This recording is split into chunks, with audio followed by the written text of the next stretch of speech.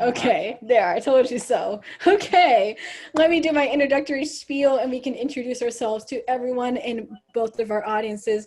Hello, everybody. Welcome to my Hangout series. This is episode 5. Holy crap, we're almost done.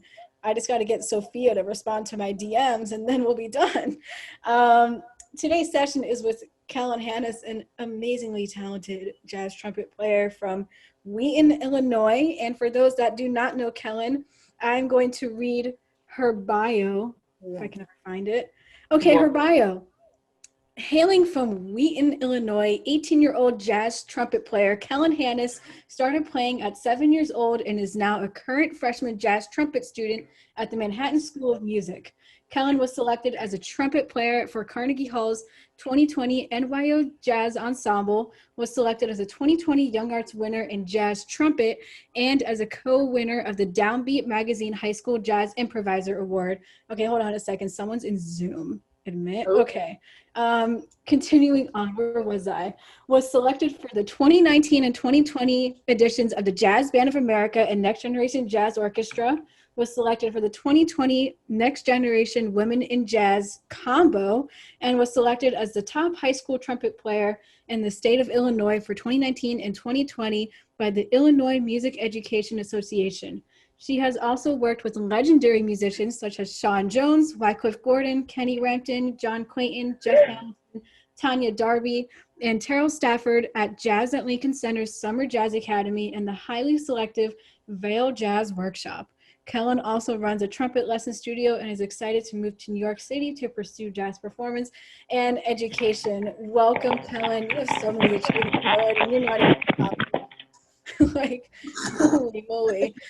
All right. So Kellin, yeah, you want to like introduce yourself and what have you been up to? Like, you know, I know you've been doing a bunch of these like summer workshops and stuff, but as far as playing, what have you been up to? Sure. So I'm Kellin. I'm kind of I guess I am a jazz musician. And people, like know me from Instagram. People follow me on Instagram. That's how I got in contact with Izzi, through Instagram. So yeah, I've been doing a lot of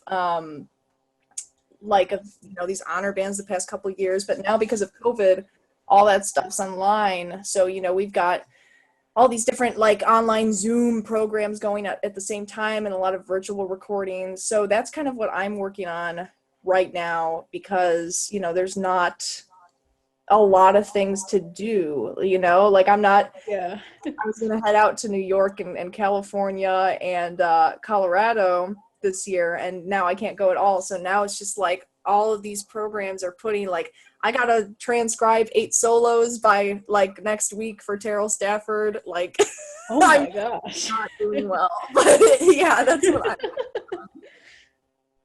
Oh my! Oh, somebody said switch the headphone. I'm literally so dumb. Okay. Yo, what? Wait, so switch to headphones on the phone. That's a smart idea.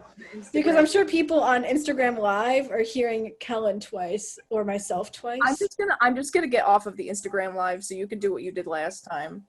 Yeah, okay. So Kellin will stay on Zoom, but for our Instagram Live audience, she will be on Zoom so you can like hear her. If you want to see Zoom, hello, Zoom audience, say hi to Instagram. Yay. We have our Zoom audience. Here's Kellin. Okay. All right. Drop your questions, guys. So, yeah, I mean, you've definitely been busy this summer with all your like workshops. Like you did what? Next Generation, NYO, Vail. Yeah, those like, 3. That's crazy. Yeah, it was so, and like Woman Combo is doing like a virtual performance for Monterey Jazz Festival now. Like, so I have it went virtual because of COVID. Because wasn't that supposed to be in September? Yeah, well, they're doing the virtual festival the same days that the real one would have been. So what they want are like recordings now. So I'm like trying to, because Vail, the whole premise of like the Vail workshop is to have like you learn everything by ear. So Oh, John yeah. Clayton wrote us this original tune, and he was like, please, like, learn the changes by ear, improvise over the change. Like, everybody's struggling. It's so hard. I can learn a tune by ear, but knowing all of the changes by ear, that's a little rough. Yeah, like it's not 5/1s. It's like weird extended Like like extended yeah. chords and stuff. Oh, geez. Yeah, that's hard. All right. So I'll ask you some of my questions for you, and I know what's your name? Oh my gosh, Tristan Wayne. You have your hand raised. So I'm gonna ask one question for you, Kellin, and then I'll let Tristan ask their question. So Kellin, like, what got you into music and what got you into jazz? Like, why jazz? Why trumpet? Okay, so every time I get asked this question, I always have to premise by saying this is going to sound really weird and very unbelievable, because this last time I did this interview with this other guy on Instagram Live, and he asked the same question, and I told him, and he was like, that sounds fake. And I was like, sir, this is this is how it happened. Okay, so how I got into well, my family, my grandma's like a music teacher, right? So I guess it's always been, around, like, my grandma sings and she plays the piano and blah, blah, blah. But it wasn't really, my thing when I was a baby. Nobody really was like, oh, we got to get her started on piano lessons or anything. But what happened was I had, I had a dream when I was 4, like an actual dream. And I still remember it. I wrote a book about it in 6th grade, about this dream that I had. And it was basically me on stage playing the trumpet. I remember, like, the lights were blue. It was a very jazzy setting. I know that. Oh my gosh. Yeah. So, when you're 4, you don't really think, oh, I have a dream about playing this instrument. That must mean something. I was stupid. So I was kind of just like, ooh. And then when I was 7, my grandma was like, we have to get an instrument. We don't want her to be, we want her to have a life, right? So they took me to the store, and I knew that I had a connection. I remembered the dream or something. I just knew that there was some sort of connection there, right? And so I went to the store, and I instantly was like, I want to play trumpet. Give me a trumpet. That's the only thing I want. I'm not going to play anything else. And, the people at the store, they were like, oh, trumpet's more of like a boy's instrument, and you're just too small. What? Are you serious? I want to Trumpet is a boy's instrument? Yeah. I've never heard anyone say that. Oh my gosh. There's an interview. Hashtag women in jazz. Yeah, hashtag women in jazz. For me on the Berkeley website, because they did a little feature on, like, the woman combo, and they were taking quotes, and Yeah.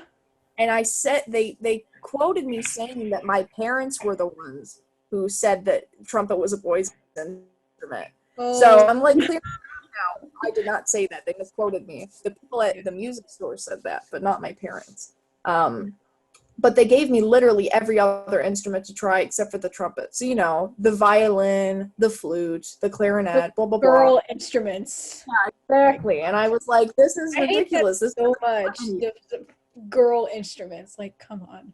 There's males who play the flute, the clarinet. Yeah, exactly. I mean, certain instruments are dominated by a certain gender, but that doesn't make it, like, instruments don't have genders. Anyway, I, just was so obviously being bad on purpose at all these other instruments. So every instrument besides the trumpet they gave me, I would just purposely completely obliterate it. I would be like, I guess I don't sound good on this one. Next instrument.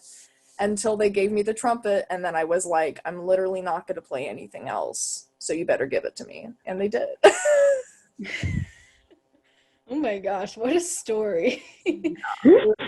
Oh my gosh, that's cool. So, like, what got you into jazz specifically? Because I'm sure you started out, like, with your middle school band or whatever, right? But then you took jazz later on. Like, what kept you in jazz? Well, I used to think that jazz was, old school music. It was something that my grandma listened to, and I had heard, but I was one of those 6th graders who, like, had all the Minecraft songs on their playlist, and I was like, yeah, same. Yeah. So I was like, oh, this is it. Like jazz is for old people. And then all of a sudden, this is really interesting. There's a study that says that when people hit the age of 14, that's the age when their music taste is solidified. So when I turned 14, my middle school band director, he had left the school to go teach at another school. And we were really close. He was like my second father. So he was like, I don't want to just leave you, because we were so tight. He was like, how about you come and play in my band? His like gigging big band. And I was like, okay. So this little 13-year-old came in and we just started playing standards and he gave me my first gig. We just played out and I started learning all these standards from, this great American songbook type stuff from this huge, book of charts. And then something clicked. I guess I was just like, this is so different, like it's just, and I realized that was the only thing that I wanted. Could we possibly mute like the background noise? Well, I was gonna let him ask his question, but I was gonna say, is how old were you when you got into jazz when that happened? 13, 14. Gosh, so you've only been playing jazz for 4 years.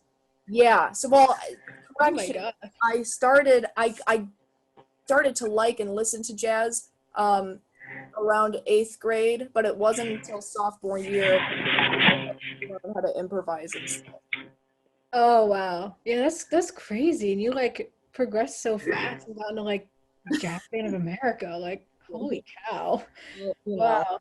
So, huh? I'm just trying to, get to the best possible place to, we're all working to be better. Oh yeah. Absolutely. So I know Tristan's been really patient. I'm gonna let you ask your question for Kellin because you've been so patient. What's your question? All right. So anyway, can you two just please introduce yourselves? Can we do what? I think he's asking us to introduce ourselves again. Can you please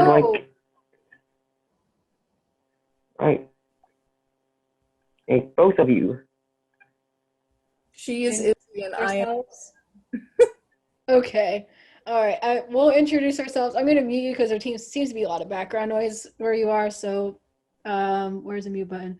Bam. Okay. So I'll introduce myself and then Kellin, if you don't mind introducing yourself again. Okay. I'm so sorry. Okay. So I'm Izzi. I'm a brass musician from Orlando. I don't really know how to introduce myself because I do so much stuff. Like I do classical, I do jazz, and I'm sort of kind of getting into like contemporary music because I'm studying at Berklee College of Music, and that's their thing. And I'm studying in person at the University of Miami in a week. Literally, that's crazy. Next week I start at the University of Miami's Frost School of Music. I'll be getting a music ed degree from there, and then I'm studying at the same time. I'm taking classes with Berklee, like remotely, because they're fully remote. So, I'll be able to, take those classes at the same time, which is pretty cool. But yeah, I play primarily, I play trombone and trumpet for jazz. Trombone being my primary, I guess, and then euphonium is more for like the classical side of things. So that's my little intro. What about you, Kellin? I'm Kellin. I'm 18. I'm from Wheaton, Illinois, so not the jazz capital of the world. And I play trumpet. I do mostly jazz. I mean, I do play classical. I've been in wind ensembles and orchestras and stuff, but it's not really my passion. So yeah, I'm going to Manhattan School of Music in the fall for jazz trumpet. And what else? I guess that's it. Yeah, cool. Does that answer your question, Tristan? I see you have well, I don't think I lowered your hand. Do you have another question for us, or do you want me to lower your hand on Zoom? Well, yeah. Well, who are your influences? Like, who influenced you? What school? No, who influenced you? Oh, who influenced us? Ooh, Kellin, you want to start with that? Sure. Well, I think going back to my band director, my middle school band director, he was a really good. Uh, get the mute button on again. There we go. Slap that mute button. All right. Go. He was a really big influence for me. He kind of like, got me started and showed me kind of like where I wanted to go.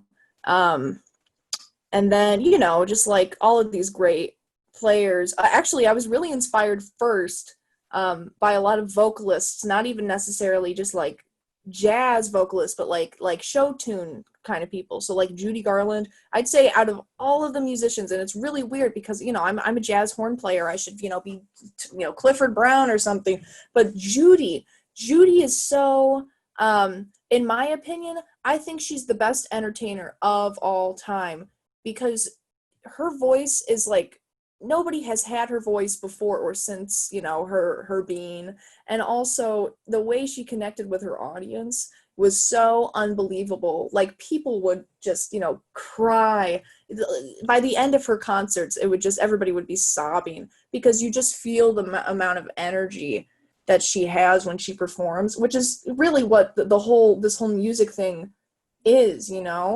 like you're doing this to connect with other people and to share something new and to give something to the world. So I found that really inspiring.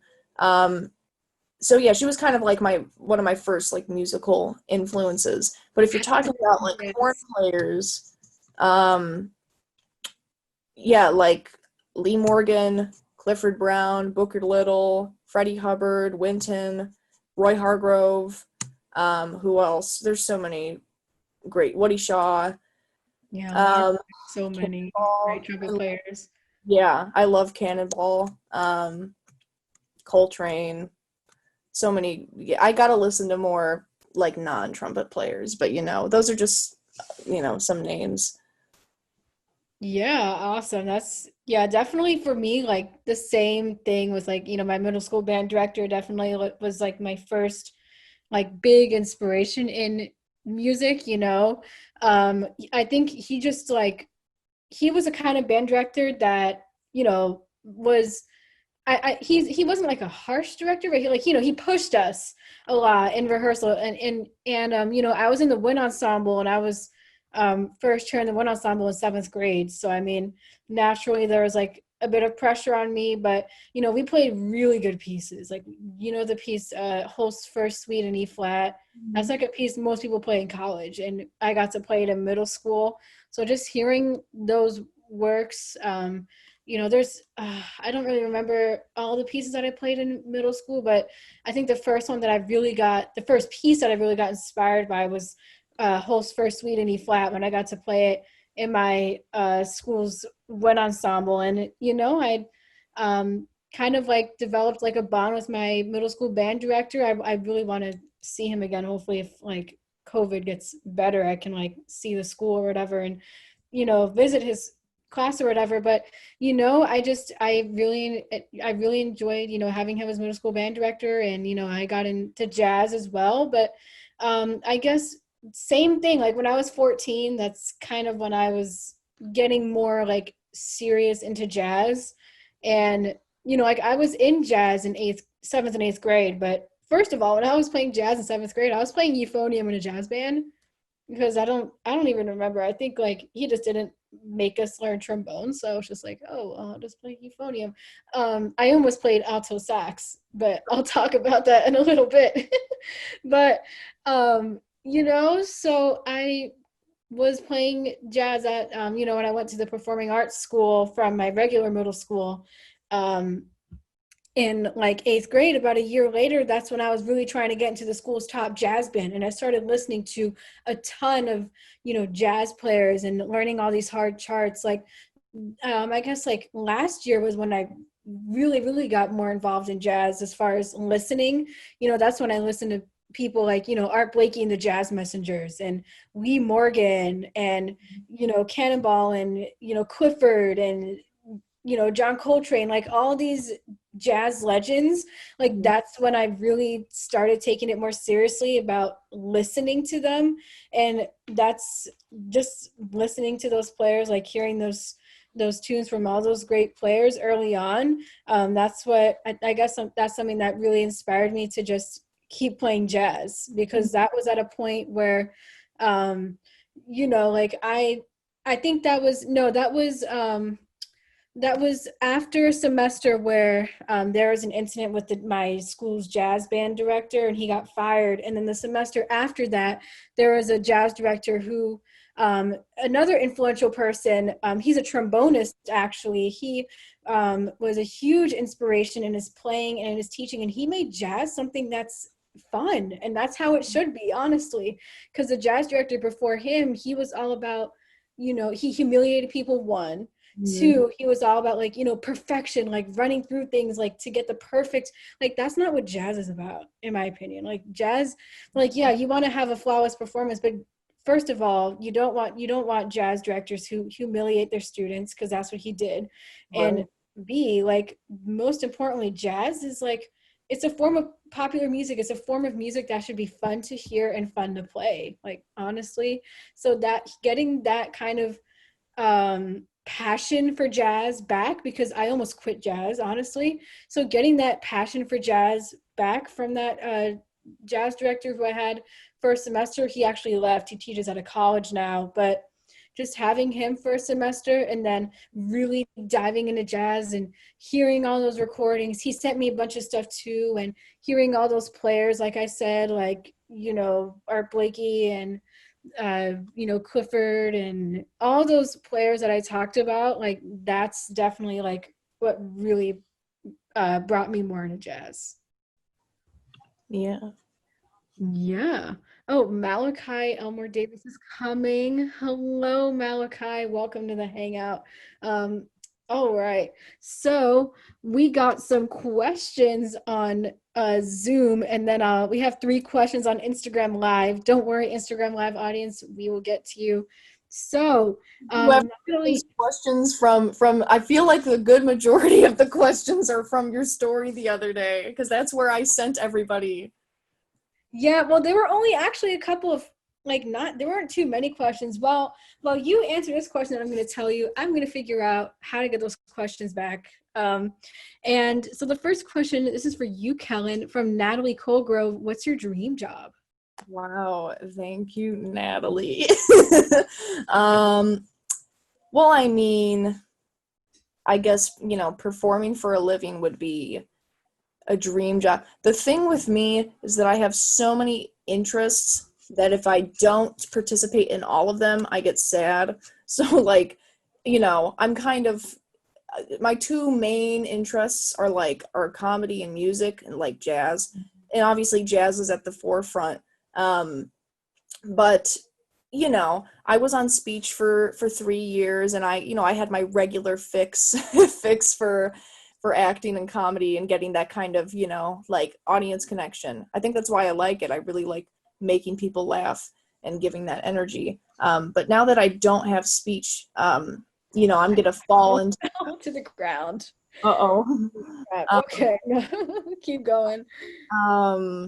Shoot, what was I going to say? Oh yeah, now that I don't have speech, I kind of don't have that kind of, like outlet. Like I feel like I need it. So really, my dream job, which is really impossible, like it's impossible for me to be able to do this, is to be like a professional gigging jazz musician, but at the same time being a cast member on Saturday Night Live. Some people are like, oh, you can play in the SNL band and you can be like an actor on it. And I'm like, no, because like that's not, like, I'm talking about like, playing at the clubs and going on tour, and Oh yeah. but then at the same time, like, you can't do both, So I'm gonna have to find my plan.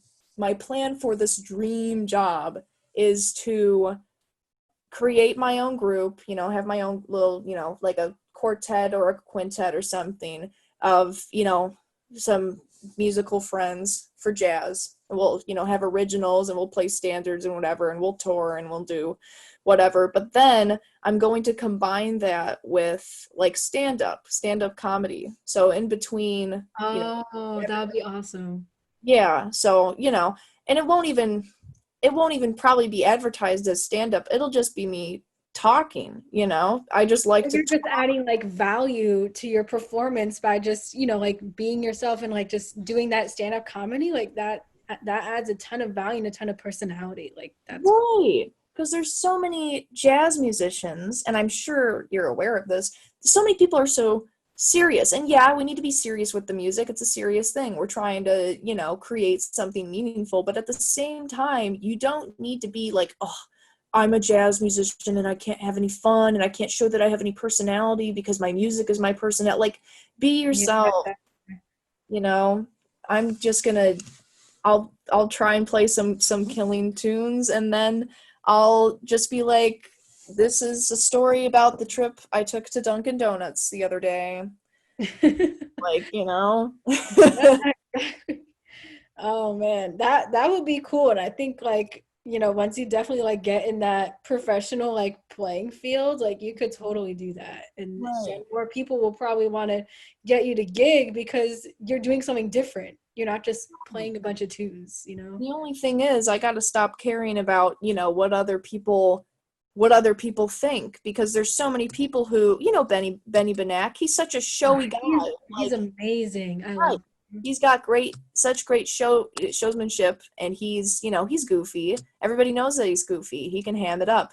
But a lot of people don't like that about him. They think it's too corny. And I'm like, he's doing what he's got to do to have a career, Yeah. So I don't know. Some people are against the whole, act thing, but I kind of like it. Yeah, no, do you because you're already doing it and you're like so amazing at what you're doing already and you've got a whole bunch of people supporting you. So I think, you don't got to worry about those few people that are like, "Oh, jazz is a serious thing." Like no, like you're seriously like I seriously think like you're going to be have such an amazing career in the future already because you've had so many opportunities already in high school. It's absolutely crazy. We got someone else on. Hello. All right. I found the questions on Instagram. Oh, good. All right. Yeah, I got them. So we have 6 questions. So the first question is from Jess Malone with a 0 instead of an O. Do you ever feel like you have to prove yourself to make peers? That's what they said. Make peers? Make peers, I guess, to like make friends with your peers. No, I do feel okay. I'll answer this in 2 parts because I'm not sure what this person means. I often do feel like I need to prove myself because, the whole woman in jazz thing. I'll show up to a jam session and, people won't know me, and they'll, even I'll go to a jam session, and if there's other women there, my brain will automatically assume that they're not good. And then I have to stop myself and be like, I'm literally contributing to the problem because this is how this society has raised me to think, right? So in that way, I do feel like I have to prove myself all the time. It's like it's a thing that I struggle with a lot. But do I feel like I need to prove myself to get like contacts or friends or peers in the music business? No.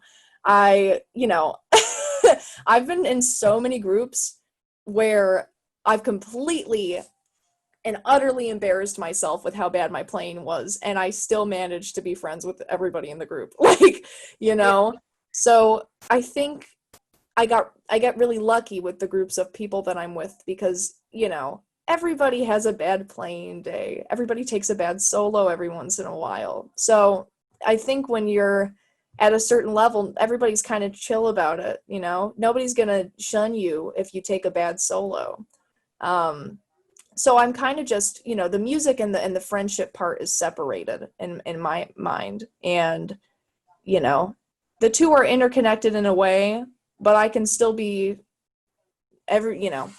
I have no problem with meeting people and making friends like that.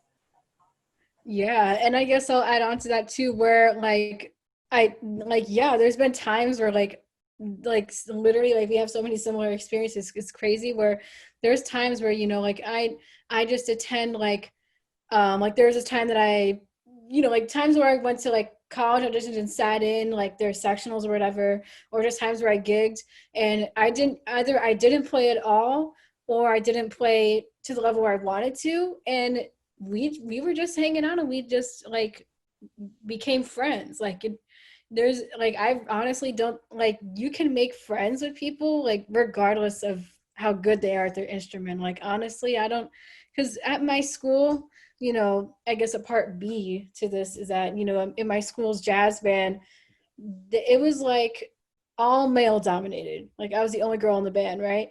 But before I was in the highest jazz band, they had like this clique and they would like not accept anyone into their bubble unless they were in the highest jazz band or they just were killing musicians. So like you know, if you went to the Osceola County School for the Arts Instagram or Zoom people, you definitely know who I'm like what I'm talking about. But you know, there was just this group of people who just were so closed minded because they only wanted people who, you know, proved themselves by their talent, which honestly, like, that's just not my thing. Like, you can be friends with like anyone regardless of their skill.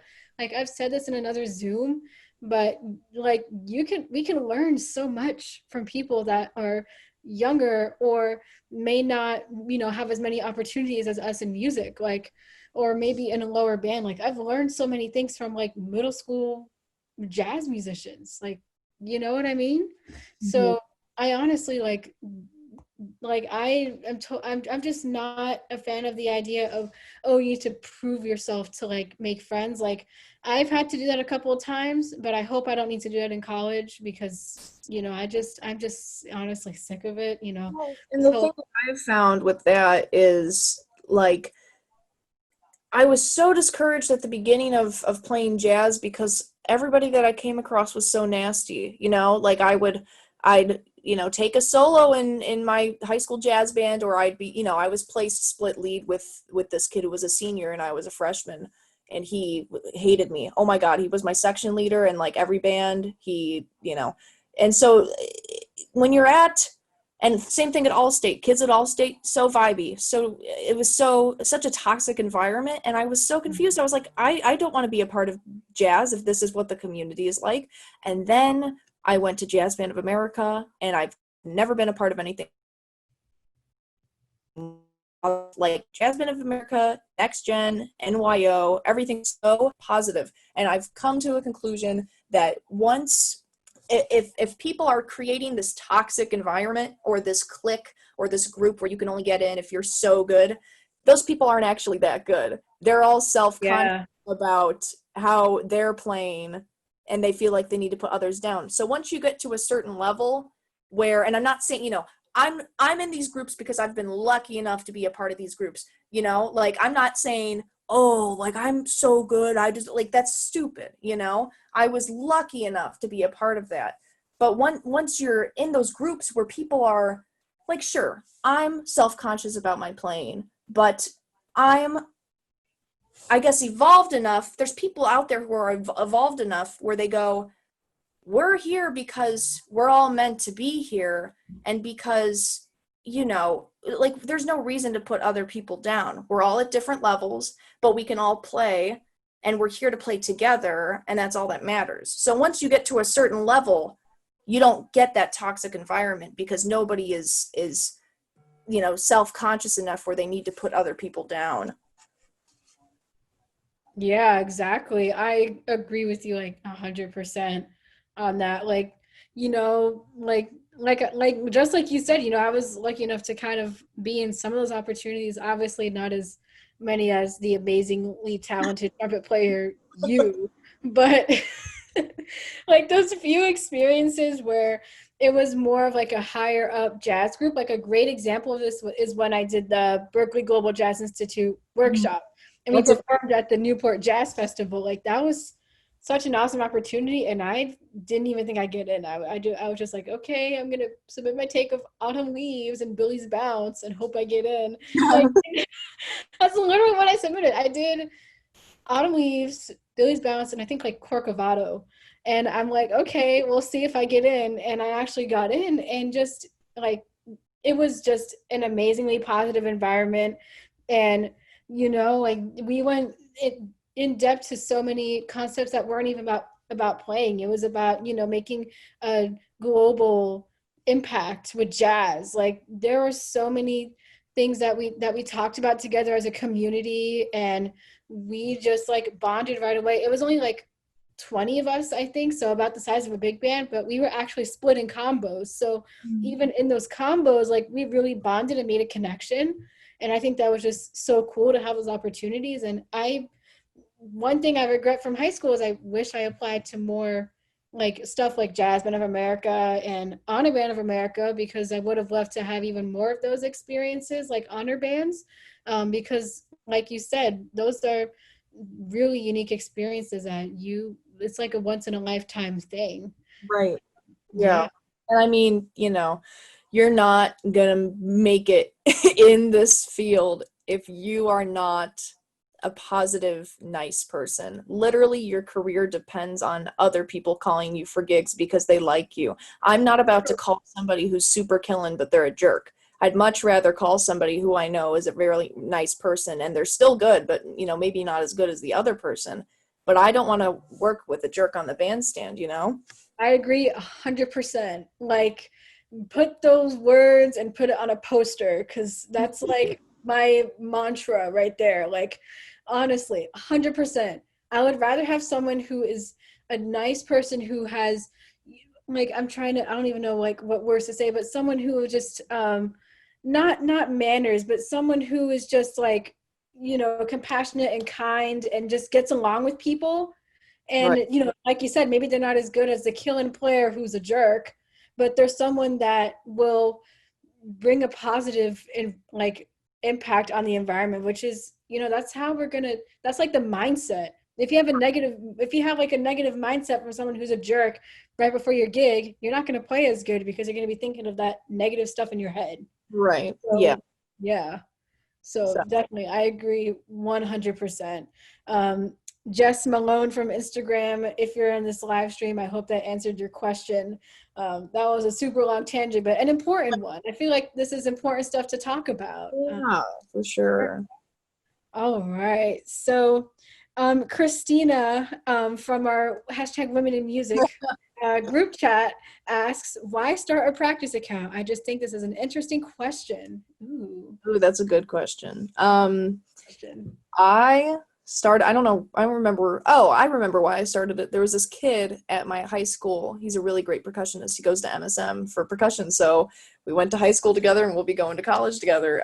But he, he was one of those oddities. Like Wheaton never has like kids who are good. Like, like our high school's kind of a very average, talent pool. Yeah, I see what you mean. Uh-huh. Yeah. And so he was the kid. He made first chair All-State all 3 years. He was just, he did the Juilliard summer percussion thing. So I looked at him and I was like, this kid lives here and he's doing these things at Juilliard and all these other places around the world. Like, why can't I do that? And he had a practice account, like his percussion account. And I was like, this is so cool. Like, he's just posting his playing. Like, you can see the progression from, the bottom to the top of, his skill level and stuff from practicing. And I was just like, you know what? I'm just going to do that. Like, I wanted to track my progress, and I also wanted to start more of a social media presence for myself, because I was starting to do gigs. Like, it was around that time I was starting to get gigs with groups and stuff. And yeah. So I was like, you know what? If I'm going to get hired for stuff, I want people to look at my playing. So I started posting. It's really good for networking. Like, I've met so many people over Instagram that I now consider friends, and #WomenInMusic group, like literally. And I mean, adults, when you're little, they're like, oh, don't talk to strangers on the internet. But like, that's what we're doing now. So, You kind of have to. And I've gotten so many like opportunities from this. And so yeah, I've just, been able to communicate with more people and to reach more people and start this whole, it's not where I'd like it to be, but the whole women in jazz thing that I'm going after. I've had so many people, contact me through Instagram and be like, you keep fighting for equality and blah, blah, blah. And it's really inspiring. And that makes me feel so good to know that I'm, doing something to help other people, So really, it's just all of those things, like reaching other people and getting to talk to other people and stuff like that. Yeah, definitely. And I feel like, I could talk about social media for like forever because we've literally talked about social media on every Hangout session. It's crazy. But I guess my motivation for making a practice account, which I don't even consider it a practice account, I don't know, to be honest. I don't know. I remember like June of 2018, I posted something on my main account story like, ooh, should I start a jazz account? Like I didn't even say practice account, I said jazz account, and everyone voted yes. But I like totally scrapped the idea and forgot about it. And I think just I started my account in like late March of 2019. So that's when I had a bunch of like opportunities and stuff that I just wanted to put out there. And I honestly don't remember why I started an account. I think I was just like, oh, I want to, post everything that I'm doing in music on a separate account. So let me make a music account. Like I think that's why I did it. Honestly, like I honestly don't remember. But when I started my account, like if you scroll all the way to the bottom of my page, it's more of like, hey, this gig happened and it was pretty great. Like it was just me posting about like my not even gigs, like just concerts, really. Yeah. And stuff like the Berkeley Global Jazz Institute. Like that was also around the same time when I got accepted to that program. So that was really like 2019 was like my biggest year for like music gigs and stuff. So I feel like I started an account at like the perfect time because I had a lot to post about, like, hey, this gig happened and I worked with blah, blah, blah, and this happened. Like I just posted like pictures. I posted a couple of practice videos, but most of them are archived, honestly, because they sound really bad. But if you scroll, you showed this in our hashtag Women in Music call from like 11 p.m. to 8 a.m. That one video of me playing "There Will Never Be Another You" on the cornet. Oh yeah. Oh my That God. is so bad. Do not look at it on my page. That video is so bad. You literally cannot get down on yourself about it because literally, like, if you look at my first, it's like me playing like some lead part on some chart. Oh, orange colored sky. Yeah, I sound Why like do I actual. remember that? Like I stalk your page in my free time, Kellin. stalk my page in my free time. But yeah, like like that's the point. I don't really consider my account a practice account. I consider it more of like a music account just to share my playing and blah blah blah. Not really, but originally, but in a way it is because you can see the progress. Like Yeah, literally. Like that one video when you were playing anthropology and it was like super fast, right? And then a year later, not even a year later, it was like March 2019, and you posted like that super clean version, like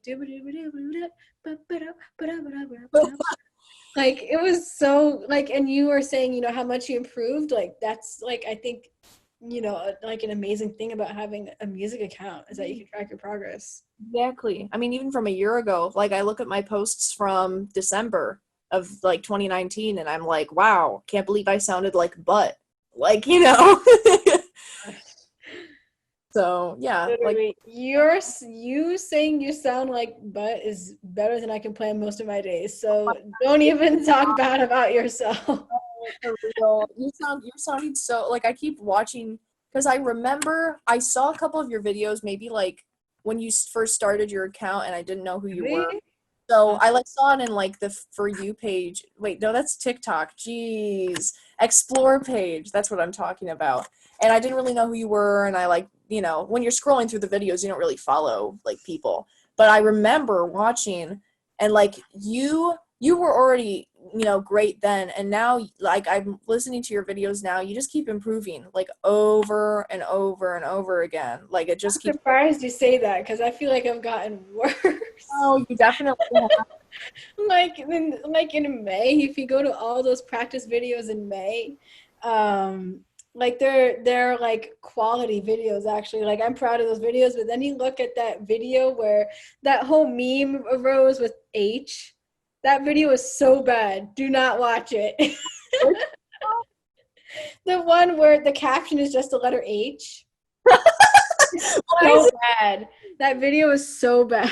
It's like there's a couple videos on my, actually more than a couple, more like 25 videos on my accounts that just, I'm like mortified that they're on there, but I'm going to leave them up just so people are like, okay, she's not only showing the good side, you know? Oh yeah. You know, and I think it's funny that like you saw my videos because when I started, I think the reason why I decided to pick up that account in March was because I saw your videos. Like like now that I'm starting to remember, like you literally inspired me to make my practice account because of you were posting about your practice videos on the trumpet and your gigs and everything. That was when you got into Jazz Band of America, and I was like, oh my gosh, I want to do that and network with people. Like I don't remember how many followers you had at the time, but now I remember. Okay, so that's when you were doing Arturo Sandoval's solo on There Will Never Be Another You. Yeah. And that's why I started my practice account because that's when I hosted. That's how I decided to learn. That's how I got inspired to learn the head of There Will Never Be Another You on the cornet because of you posting the Arturo Sandoval solo transcription. So you're, Now it's coming back to me. that's so funny. I love that. You're so sweet. Yeah. Thank You literally inspired me to learn the head of There'll Never Be Another You and start my music account. And literally, it's amazing. Yeah, but I guess like oh my gosh, we have no viewers on the Instagram.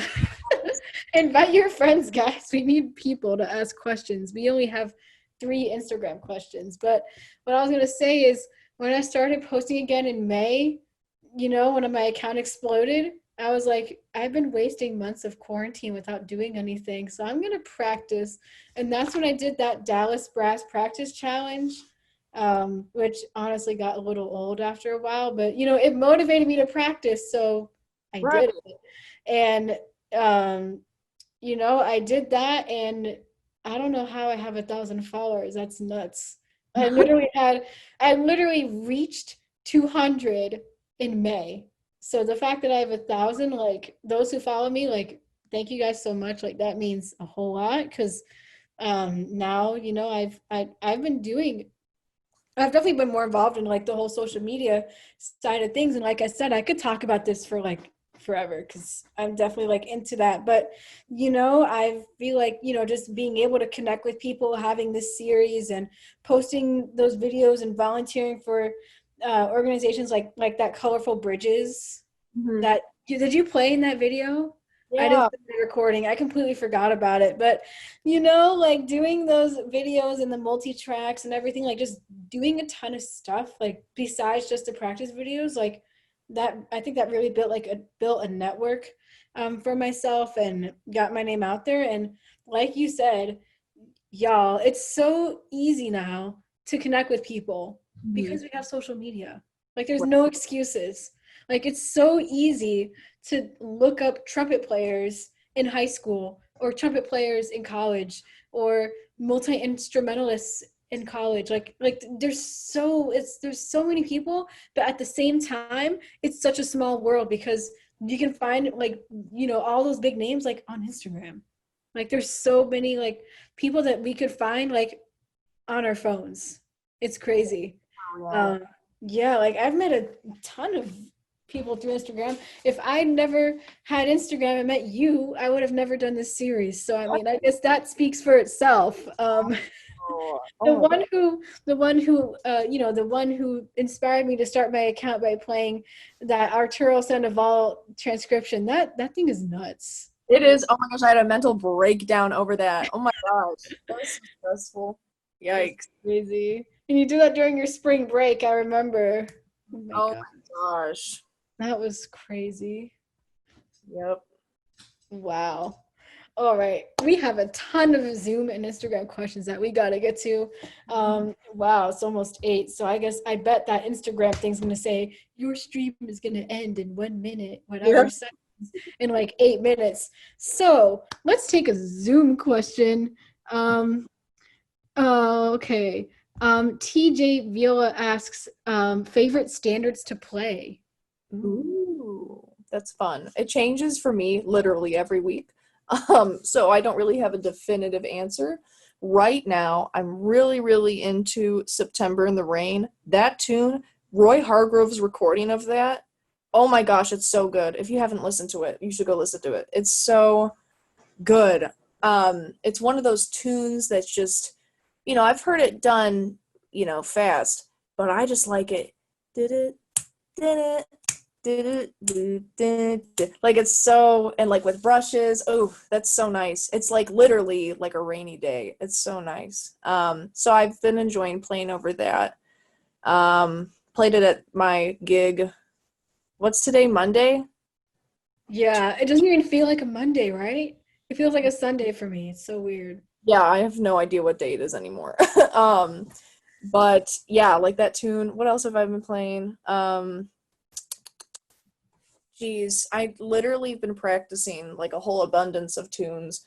I learned, see, the problem with living in Wheaton is that there's no jam sessions, so you're never really forced to learn tunes. And so I realized, I was like, oh shoot, I'm going to jam sessions and I only know like Billy's Bounce. That's a problem. Yo, same though. So I here's like a list of tunes that I got more familiar with over quarantine. Cherokee. That was the first one Yeah. oh my gosh. On Green Dolphin Street, A Train, I'll Remember April, September in the Rain. What else? I feel like there's more. Those are the ones that come to the top of my head. But yeah. That one ballad you played on flugelhorn and you posted about it. Chelsea Bridge. Yeah, that's it. Yeah, that was a fun one too. I gotta revisit that. There's so many. Amazing flugel sound. I wish my flugel sound is like a wannabe flugel, but it sounds like a trumpet. That's okay. You gotta go, like, do you have a flugel mouthpiece? I think it's a flugel mouthpiece. I'll check in a minute. It's a flugel mouthpiece, but it doesn't. It's like it's too small. So like when I put it in the flugel, it like sinks in a little bit. Like it doesn't fit the horn. Yeah. And I gotta give it back in like a couple of days. It's not even my flugelhorn. Oh, okay. It's my trumpet teacher's flugelhorn, and he lent it to me for like a year. I've had it for so long. Gosh. Yeah, I just got my own flugel last summer for Next Gen. My mom was like, surprise, I bought you one. Yeah, I was like, oh. my parents are prepping. Yeah. Yeah, I love flugelhorn so much. I want to get my own, but I honestly don't think I'll be playing it that much. So my parents are like, you only should get the instruments that you're gonna play like regularly. And I'm like, but I want a flugelhorn and I want a bass trombone and I want this. But they're like, no, you can only stick with the instruments. And I'm like, okay. You need a flugelhorn. Like, if you're gonna be a jazz musician, you just can't not have one. Like, you need. Well, I'm playing. Well, I'm hoping to make the cut for Brian Lynch and play in a small jazz ensemble at Miami. And my fear is that I'm gonna go in and then they're gonna be like, "Do you have a flugelhorn?" And I'm gonna be like, "No." But yeah, like once you leave Miami, at least you should have one. Yeah, honestly, I do. I really do want to get a flugelhorn at some point. Yeah, it's just such a beautiful instrument. But yeah, what was the question? Favorite tunes to play? Okay, so I honestly haven't been like playing a ton of like jazz lately. Like I've just been like, doing stuff that I need to for like auditions and everything. But I've been really liking Stomping on the Savoy, especially like Clifford Brown's version. oh, that Like one's. I really dig that. Like that's one of the tunes that I'm really into right now. And then of course that tune that you played, Sultry Serenade by Duke Ellington. I love that tune now. Like oh my gosh, the live video ended. On Instagram. Okay, but I'm gonna multitask. But I've been into that tune a lot. And I'm doing that for my Miami like placement auditions and stuff, and hoping that I don't do terrible because I haven't been shedding a whole bunch on trombone, but we will see what happens. But those are like my top two. Like I've definitely learned a couple of tunes during quarantine. I've learned Donna Lee and Charlie Parker's solo on it. That's hard. It's really hard. So to those doing that, good luck. You'll need it. It's hard. But yeah, I've been doing that. I learned Chet Baker solo on Summertime. Like I knew the tune already, but I really got more into the changes and learned his solo and started improvising over it more and everything. But yeah, those are like my top 4 like tunes, I guess, that I like to play. Yeah. So okay, Tristan asks, are you two available for a collaboration next Monday? He asked in the chat. If you would like to collaborate with us, I guess just message us on Instagram and we can sort things out privately through there, instead of on this public Zoom call. I never go to #college, so unless it's like a really low key like commitment. I go to Miami on Sunday, so. Oh wow! Yeah, Maggie's in here. She's gonna be going with you. What? Really? Oh my gosh! What? Like, What do you play? What's your major? Oh, I'm a jazz voice major. Oh my gosh, that's awesome! Wow, that's awesome. Can't wait to see you there. I'm really excited about like the ensembles and the classes and everything, even with COVID. Like I'm just glad they're open. Yeah, so to Tristan, message us on Instagram and we'll see about that, but I probably won't be available because I have college. Natalie says, Kellin, please do a TED Talk. Yes, please do a TED Talk. Yeah. Signing up to do one actually about I was gonna do one too, but then I'm like, I don't know what to talk about, so I didn't sign up, and now I regret that so much because it's like a long process. Like you gotta like film yourself doing what you would do, and then they like go through all of them, and they're like, we like this person. So yeah. I'd go up there and be a clown, and they probably wouldn't pick me. You have way more experience in that though, since you did like the whole speech thing, so you would be fine. Maybe. Yeah, I've honestly been thinking about like on that kind of topic of like talking and stuff. I've been thinking about starting like a podcast because I have so much to say about stuff, but Yeah. I don't know where to say it. And I feel like, I was thinking about like doing like a podcast to like just talk about some topics that I want to talk about as far as music and being well-rounded and like other stuff that I want to talk about. So if you would like to see that happen, you can put a thumbs up on Zoom. Would love your support. I've been thinking about doing it like for the past couple of days, and I'm like, I don't know if people would want to if people would like listen to my ramblings. So if you would like to see a podcast from me, drop a thumbs up emoji on Zoom. And yeah, so that's something that I've been thinking about doing as far as that. But let's, before we get to our next question, I need to restart the Instagram live. So let me upload this title. Izzy's Hangouts with Kellin, Hanas. And then I'm just going to post that and I'm going to restart the live. Veronica Leahy and I were thinking about starting a podcast specifically about like gender equality issues in jazz, but she's so busy. So I think I might just start one on my own and then have people as like guests. Well, yeah, like part of that, yes. Yeah, of course. Like little 20-minute segments about certain topics that would be interesting. Yeah. Okay, Instagram is not cooperating with me. It's saying it's checking connection, but I don't know why it's taken so long. Oops, what the heck? Okay. Instagram Live. Please work. Okay, it's working. Hello, Instagram Live audience. We're back. Sorry for the stupid long wait. I completely forgot about y'all. So we're back. Submit your questions, even though literally no one's on this live. Okay, now we have one person. All right. Welcome to the live. This is with Kellin Hanas, who's on Zoom. So you'll hear her like sort of through my like audio. So this is Izzy's Hangouts with Kellin Hanas. Drop your questions in the chat. We already have 2 questions. I completely forgot to take a screenshot of the questions from the last Instagram Live. So if you were on the last Instagram Live, please re-ask your question because I forgot to take a picture of that. It was only like 3 questions, but I'm sure they were important questions. So please drop your questions and let's get to our, let me take a question from the old Instagram sticker. And that question will be, which question?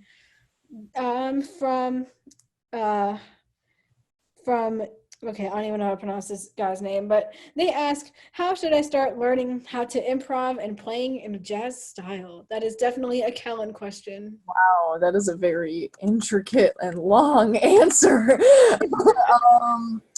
Okay, so literally, and I didn't understand this, and I still am struggling to believe this, but literally, if you listen and transcribe, it will eventually come. You know, people are like, oh, like, how do you do? There's no shortcut. I kept telling myself, there has to be a shortcut. It can't possibly take this long. Then I talked to Gerald Clayton, and I asked him, I was like, I'm just, I'm seeing progress, but it's so slow. Like, what is going on? Why is it taking so long to sound how I want to sound? And he was like, you just have to trust the process. Like, you're doing the right thing. It's just going to take time. Like, the more you do it, it's going to come eventually. But you just can't rush it. Like, you can't expect, it's like being an Olympian. Like, you're going to start working and training out, like training and working out and building those muscles. And you can't possibly expect to be, Olympic level within a few months of training. Like, it takes years to do it. Years of doing the correct stuff. Like, so how long have I been? Sophomore year, summer going into sophomore year, I started to transcribe. And I didn't even know that it was transcribing at the time. I just started playing other people's stuff, and then I realized, like, oh, this is what you're supposed to do. But it took from then to now to sound like I do now. And I'm not even, I'm still not satisfied with how I sound. Like, I was playing some stuff last night, and I was like, why does it actually sound like real doo-doo water? And I was like, I should not sound like this right now. But then I remembered, I'm growing. Like, am I better now than I was 6 months ago? Yes, by a long run. So, nobody's ever going to be like 100% happy with how they sound. You're always going to be self-conscious to some degree. But what you have to do is, it's literally like, go on my #ultimate jazz playlist on Spotify. Yes, I'm going to drop a link for Kellin Hanas' Ultimate Jazz playlist in the Zoom chat and Instagram in a minute. But yes, go on. That playlist has got like over 10 hours of my favorite tunes, favorite artists, big band, combo, everything in between, vocal stuff, just a lot of stuff is on there. But the more you listen, there's books out there to teach you how to play jazz. You don't learn jazz from a book. Like, Yeah, you can learn your fundamentals from a book, sure. You can learn things from different, ways, different studies and stuff like that. But jazz is so different from every other genre, and that it's got so much soul and emotion behind it, and it's so individual that you can't possibly learn, there's middle school and high school kids, and even college kids, like your average college jazz student, they've all got that sound of like that, young jazz musician where the something's off about it. Like it just doesn't sound like jazz, you know? It doesn't sound right. It sounds like a kid playing jazz, you know? That's the only way I can explain it. And I think that's because they're not listening.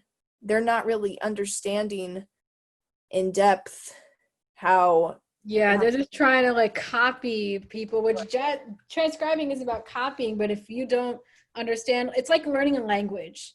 Just like you compared it to like being an Olympic athlete, like I like to think of jazz as like learning a language. You don't learn a language just by learning like the grammar. Just like you don't learn jazz just by knowing the theory behind it. You got to learn just like learning language, you got to learn jazz by listening to other people talk in that language and talking in that language and being able to write in that language. This is like transcribing a solo, write down the solo. So I feel like, it's very similar to learning a language as well as the thing you were talking about like being an Olympic athlete. Same thing. Like you don't just be good right when you start like, ooh, I'm going to be an Olympic athlete.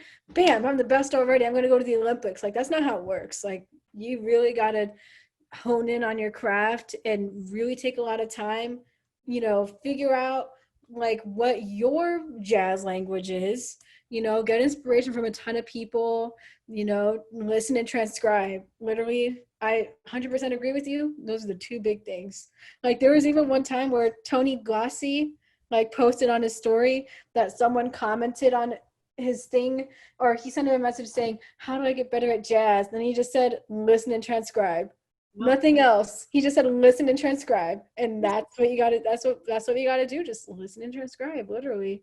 Another way how I explain like this, the difference between a professional jazz sound and a, child's jazz sound is,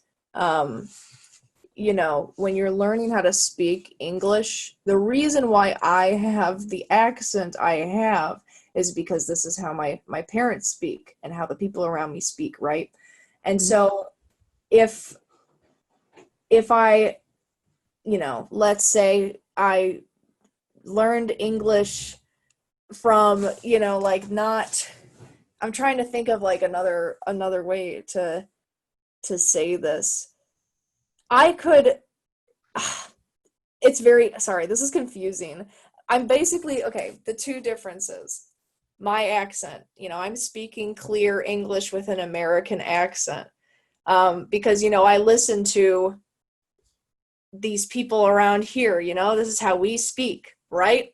These kids who don't listen to jazz, they're over here having like a British accent, like they're playing British, it's like something's different and weird about it. It's not how it's now. I don't want to say it's not how it's supposed to sound, because jazz is supposed to be your own voice, but there's a difference between having your own sound and then just having like an immature sound, I guess. Yeah, literally. No, I get what you're saying. Like, there's a point in everyone's jazz playing where our jazz language will become more like natural, and it'll sound more like, I don't want to say more like jazz, but more like jazz. You know what I mean? Where it sounds more like actual, like more like inspired from the jazz greats, and more like, more like jazz, for lack of better words. More like jazz. That's my quote, 2020, more like jazz. Comparison, instead of comparing like the different accents, like the difference between an adult and a child has only been around, a 5-year-old. They sound stupid because they are not intellectually advanced as an adult, because they've only heard a certain amount of phrases and words, and they've only been around for a certain amount of time. It's the same thing with jazz. If you've only been listening to jazz for, 1 or 2, years, you're not going to be as advanced as somebody who's been eating and breathing and drinking and living it for the past 50 years of their life, and that's when it comes back to, like, it takes time. You can't rush it. You can't just be like, you can just wake up one day and be like, I'm going to sound like Clifford Brown and nobody could stop me and I'm going to do it by the end of today. Like, that's not how it works. Not how it works. At all. Nope. Yeah.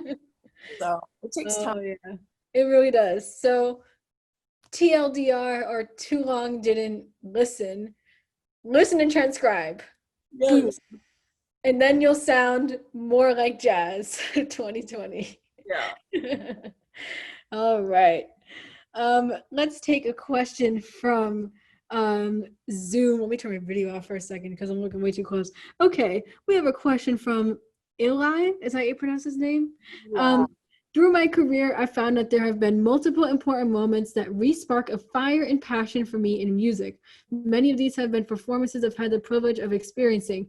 What is a performance that is like for you? It could be one that you've been a part of or one you viewed. Whoa. Wow. Okay.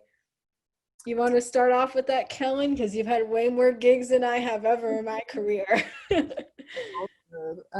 Sure. I think, well, I know there's a couple performances in mind. I always knew, like from the time I was in 7th grade, I was like, okay, I'm definitely going to do something with music as a career path. And I thought it was going to be music education. I was like, I have no chance, getting in the performance realm. Like, it's too risky. I'm not going to do it. And then I went to Jazz Band of America and I met, guess who? Summer Camargo. That woman, I swear to God, I love her so much. She's, if I went there and I got to sit next to her for a whole 5 days or whatever, and I literally, she went up and played a song with Wycliffe Gordon. He had her up for one of the songs and she played like a duet with him and it was amazing. And I cried at the actual performance on stage. I was crying while it was happening because I was like, this girl is the most talented. Like, I had never met anybody like her in my entire life. I was like, this girl's going somewhere. She's going to be so big and so famous one day and I'm going to get to say that I saw her before she was, and I if I hadn't gone to that, I consider her to be one of my best friends. We talk pretty much every day. She's so inspiring to me. She's so, like, oh my God, I can't even explain it to you. But she completely changed my outlook. And I used to say, yes, Jazz Band of America was a life-changing experience, but I really think it's because, and also Veronica Leahy, she's, another person that I consider one of my best friends. But I met she and Summer at that band, and I saw how good they were, and we had a great talk. Veronica introduced me to imposter syndrome at that band. She told me what it was, and I was like, oh, I have that. And then it was a whole big awakening for me. I was like, I can't go into music education. I don't want to teach high school. I don't want to teach middle school. I want to perform. I want to do what these girls are doing. And I want to work with them, for the rest of my life. And that was like a pivotal moment. I came back from that trip and after all my trips, I'd go into my band director's office. We'd have like a good chat and I'd tell him everything that happened. And I was like, I'm pretty sure I want to do performance for college. I was like, I realized like music education was just like a fallback that I really didn't want to do, if I went into music ed as my major, I'd be so unhappy. And it's not because I don't like teaching people, but it's not performance based, Yeah, it's definitely more on the education side, especially some schools like University of Miami. I get a music ed degree, but I'm getting a minor in education too. So it's like heavily on the ed side. But you were saying? But yeah, so that performance changed me in that way to where I instantly, because Summer had just gotten back from her Juilliard audition and she told me all about it, and I was like, oh my God, I had never met anybody who went to Juilliard, like stepped foot in Juilliard. So I was like, oh my gosh, you did. I was love struck. Oh my gosh, I can't even explain to you how much I love her. But yeah, after that, she told me all about it and she gave me tips and pointers. And at one point when rehearsal ended, she was packing up and I came up to her with a notepad and I was like, Summer, can I ask you some questions? And then we just sat for like an hour and she answered all my questions and like helped me. Oh my gosh. And I was like, I love you. Sounds amazing. I wish I could have gotten to like meet her in person because she lives in Florida and she's She amazing. kids at Miami. You could there's a good chance that you'll meet her eventually. But Yeah. so that performance, sorry, that was like kind of but that changed me that way. And then I'd say overall, like the most like memorable like experience or performance that I've ever had was at Monterey with Next Gen last year. And that was such an important thing for me because, we had that summer tour around Seattle and Canada. And I had a solo. Paul Contos was like, Kellin, I want you to solo on this tune. And I was like, okay. And I worked on it and I was ready. I was so ready to play it. Then we get there, the song gets cut, and No. so I'm like, oh, I like can't not blow. I'm like, here, I want to blow on something. So then he goes, okay, we're gonna play giant steps. Who wants to blow on giant steps? And I go, I do. That was the worst decision of my life.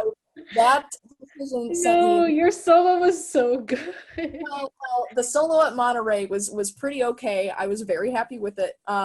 But when we were touring around, I literally was sight reading the changes. I had never seen the changes before. I was just reading them. I sounded so bad. We played at all of these Canada jazz festivals and at Jazz Alley, and I had to solo on it there.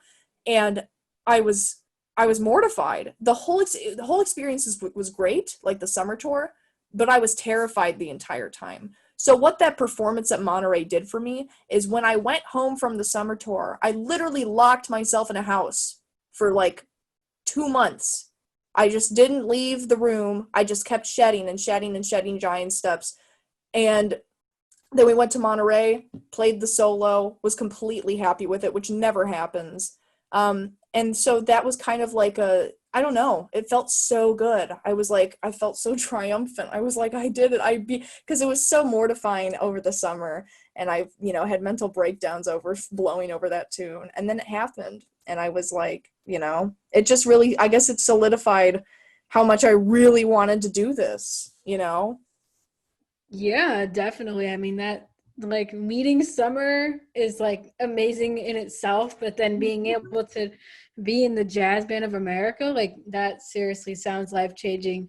Just hearing that name. And I know, like, I remember you posting that it was a dream of yours for many years to be in the Jazz Band of America. Like that was like, your dream. And like you posted like the dream starts now, hashtag JBOA bound. Like, that I was like so happy for you.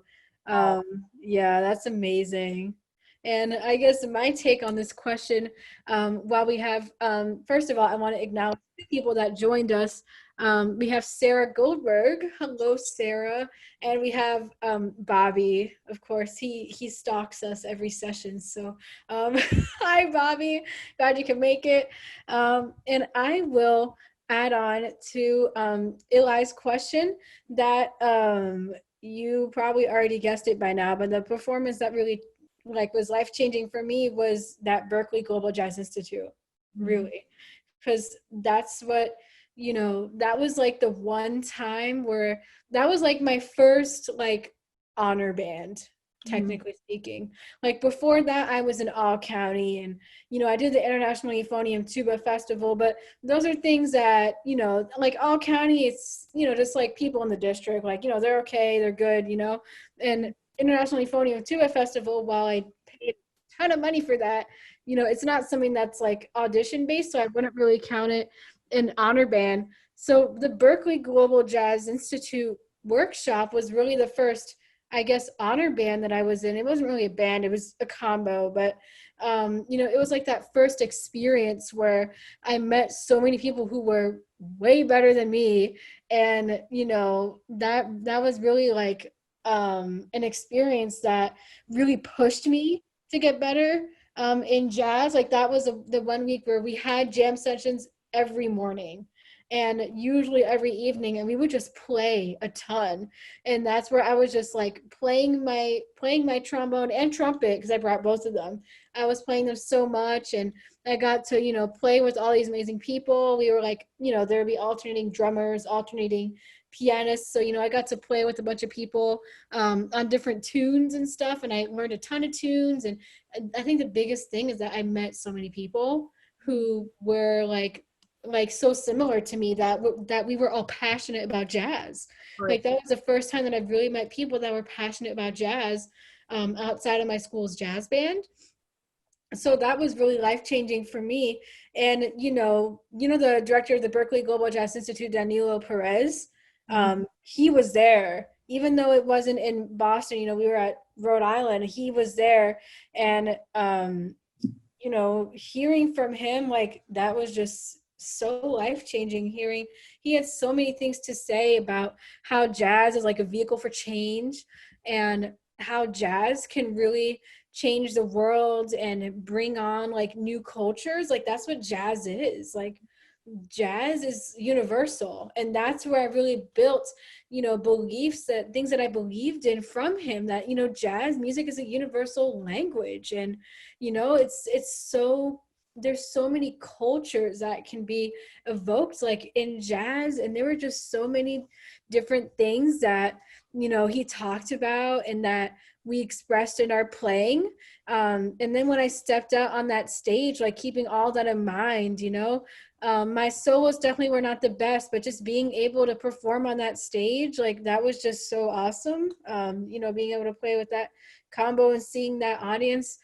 It wasn't there were like 4 stages, and it was on like the smallest stage, but regardless, like seeing that audience, and that was like my first like actual gig, I guess. It wasn't really a gig, but I was on like a stage, and I was playing for an audience at the Newport Jazz Festival, a paid event.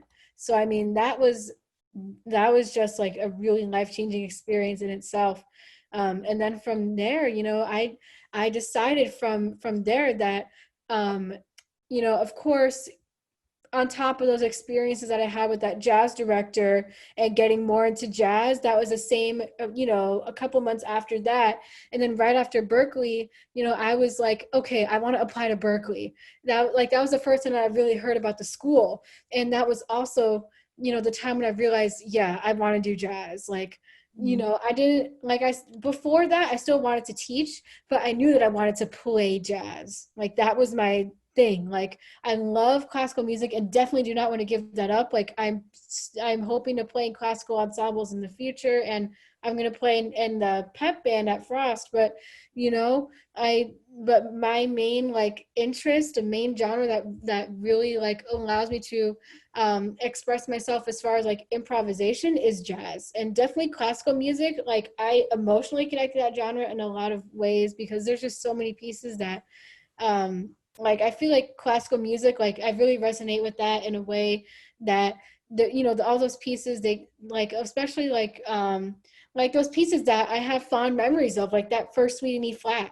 When I think of that piece, like that just makes me so happy, and there's so many like emotions that come with that. Like I definitely love classical music, but that was the one time where like I didn't have to worry about anyone in my school's jazz band like criticizing me because I was a female, or because I wasn't in the top jazz band. Like the Berklee Global Jazz Institute was that one time where I could like, I guess, have freedom in my playing and just really express myself in jazz for who I was and who I am.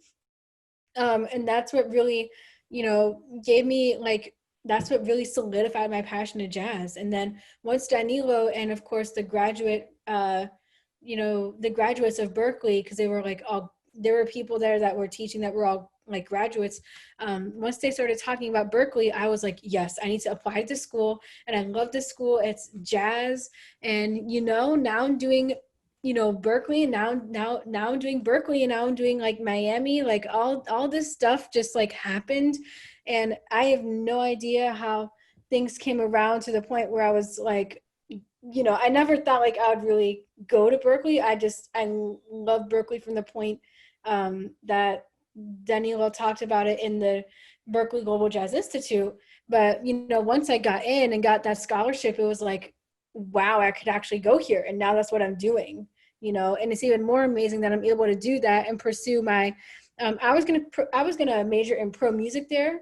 So like professional stuff. So it's really cool that I can do Berkeley as sort of a performer standpoint, but also do Miami from an education standpoint. Because I feel like being able to do both of those is definitely what I want to do. And I'm on a super long tangent here. I'm so sorry, Kellin. But my point is, you know, I definitely love performing and I don't want to give that up, but I definitely want to teach. I've wanted to teach since I was little, and I, you know, definitely want to do that as my career. So just being able to do both of those at the same time is really cool. And definitely diving into that and finding out about Berkeley from that Jazz Institute thing. That was the first time that I really heard about what the school has to offer, and that was really neat. So long tangent over. Yeah. Wow. I told y'all so much. So if you've never knew me personally, welcome to my brain. That's my brain. Literally, that's me right there.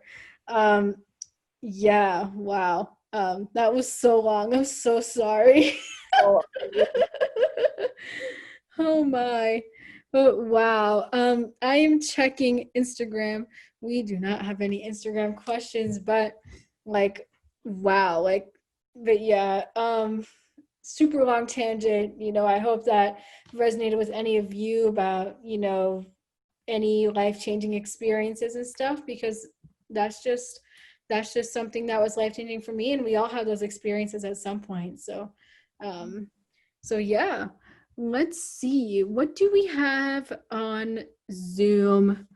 A bunch of people saying Kellin, Maggie, Bobby said stalker in the chat. Okay, so Liam O'Hara asked, hey, so Izzy, how are you able to enroll in classes at both Berkeley and Frost? Okay, I get this question a lot, and I'm actually going to make a post about this on my page soon because people ask me this all the time, but I will answer it here because there's actually someone who is going to Frost and might be a little confused. So, okay, so it's interesting because the whole reason why I'm able to do this is because of COVID. Like that, it wouldn't have happened any other way. But like, okay, so let me explain. So I got into, I'll give you all the juicy details. I got into both Berkeley and Frost with a full tuition scholarship, which is, I'm just so grateful for that. And, you know, I was really going to do Berkeley for a while to do performance. I was going to do pro music. And then when I found out about Frost, I was like, you know, they have like the best music ed program out of the schools that I'm applying, that I got accepted to, and I really want to teach. And basically, if you're interested in the logistics side of it, so this summer, I took classes with Berkeley Online, which is a separate school. Like there's Berkeley College of Music, and then there's Berkeley Online. Like Berkeley Online is its own thing.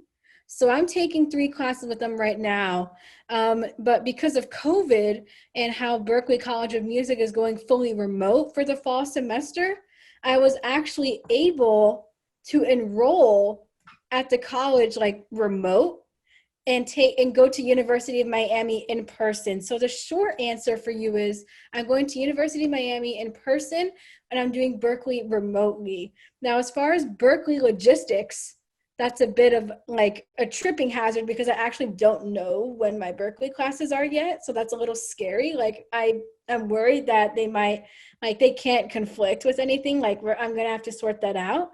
But what's really neat is if you like, and if you go to any university, you can take classes with Berkeley Online because they're so flexible. Berkeley Online is more based on independent, like watch videos and do the quizzes and do the work than, you know, live classes.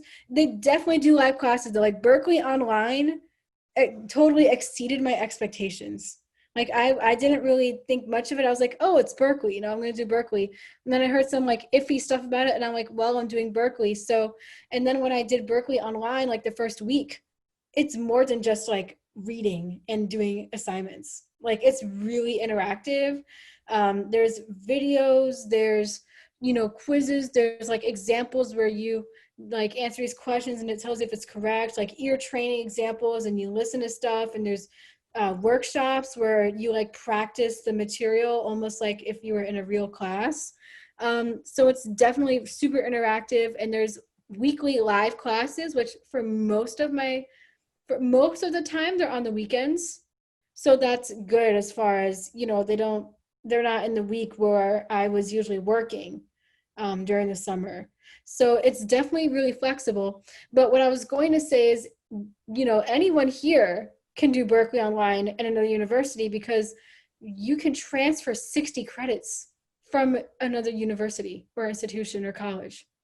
So what I'm actually doing, I'm going to get my degree from Berkeley Online, which is, it's the degree is going to say Berkeley College of Music, but what's really neat is that I get to transfer 60 credits from the University of Miami for like the general ed requirements and stuff like piano, because I'm taking a piano class at Miami. Why should I have to take a Berkeley piano class? So it's actually pretty simple once you get to do that. And I'm only taking really 20 classes with them because all of their classes are 3 credits. So it's 40 classes for a 120 credit Bachelor of Professional Studies degree. So once you transfer those 60 credits, it's only 20 classes compared to other colleges where it's like way more. So it's definitely like manageable, and it's just, I did not expect that I'd be doing this at all. Literally I found out about Berkeley Online one night with my mom. We were on the couch and she was saying, "Hey, have you heard about Berkeley Online?" And I'm like, "No." And she said, "Oh, well, they offer certificates and degrees and stuff." And I was originally going to get a certificate only. I'm actually getting a certificate right now because it's cheaper to get a certificate and then transfer to a degree than to just get a degree. Because if you pay for a certificate in full, it's less money. You get a course for free pretty much. So I'm actually getting another, thing from Berkeley for less money. So definitely an option. But my point is that, I just found out about it one night and I was like, oh, this is so cool. And, as far as actually studying with Berkeley remotely in the fall, it's interesting because with University of Miami, I have an email and I get all these emails and I'm part of all this stuff. Now it's the same with Berkeley. Like I have a Berkeley email and I get all this stuff from them and I can sign up for all this Berkeley student exclusive stuff because Berkeley Online certificate students do not get a Berkeley email. So I wasn't really involved as far as like student clubs and stuff like that with Berkeley Online. But with Berkeley College of Music, it's totally different. It's totally different. Like there's a whole portal and everything. And, I would have to pay like my bill, which is only like for the core software package and stuff. And, I get to sign up for these student clubs. So it's definitely really interesting. And I'm definitely going to post more about that on my page because I'm sure everyone's asking, how do you do Berkeley? It's 2 colleges, but I'm excited. This is a really, really like once in a lifetime opportunity to get to study there. And something that I'm really excited about before I end my super long tangent again is that by studying remotely in the fall, I get to have 2 tuition-free courses in the summer, which I don't pay tuition anyway, but what I'm planning to do is that I'm going to study on campus in the summer, which is about is that I'm actually thinking about going to Boston in the summer if this whole COVID thing gets better and actually staying in Boston over the summer. And I mean, that's just like really cool to think about because I could take classes there and have that full experience with Berkeley. And something else that's interesting is that if the Berkeley remote extends into the spring, I have to pick a major and I don't know what to pick because I'm doing ed with Miami, but I wouldn't want to do the same major with Berkeley because then I'll be taking the same classes. So it's like, I don't know, drop your suggestions in the comments of what I should major in at Berkeley College of Music. I'm thinking about doing contemporary writing and production only because those classes can really transfer into Berkeley Online seamlessly. So that's what I'm thinking about. But long story short, definitely a lot of logistical stuff that went down when I was doing this, but it's so worth it because I get to have both experiences that I've always wanted, I've always wanted to study with Dante at Miami, and I've always wanted to take the Berkeley curriculum and really dive into that. So yeah, that's my long answer. Do you have any questions or comments, Maggie, that you want to say here on Zoom? You can unmute yourself. We're just hanging out here. This isn't, anyone could talk here. It's not just us, Kellin and I. Yeah, no, absolutely. Izzy, I'm super excited to meet you on campus. Your videos have been so much fun to watch over the summer. Oh, and it's thanks. been an absolute blast. So I'm super excited to meet you. Hello, Kellin. You're so fantastic. Love you. Oh my gosh, I'm so.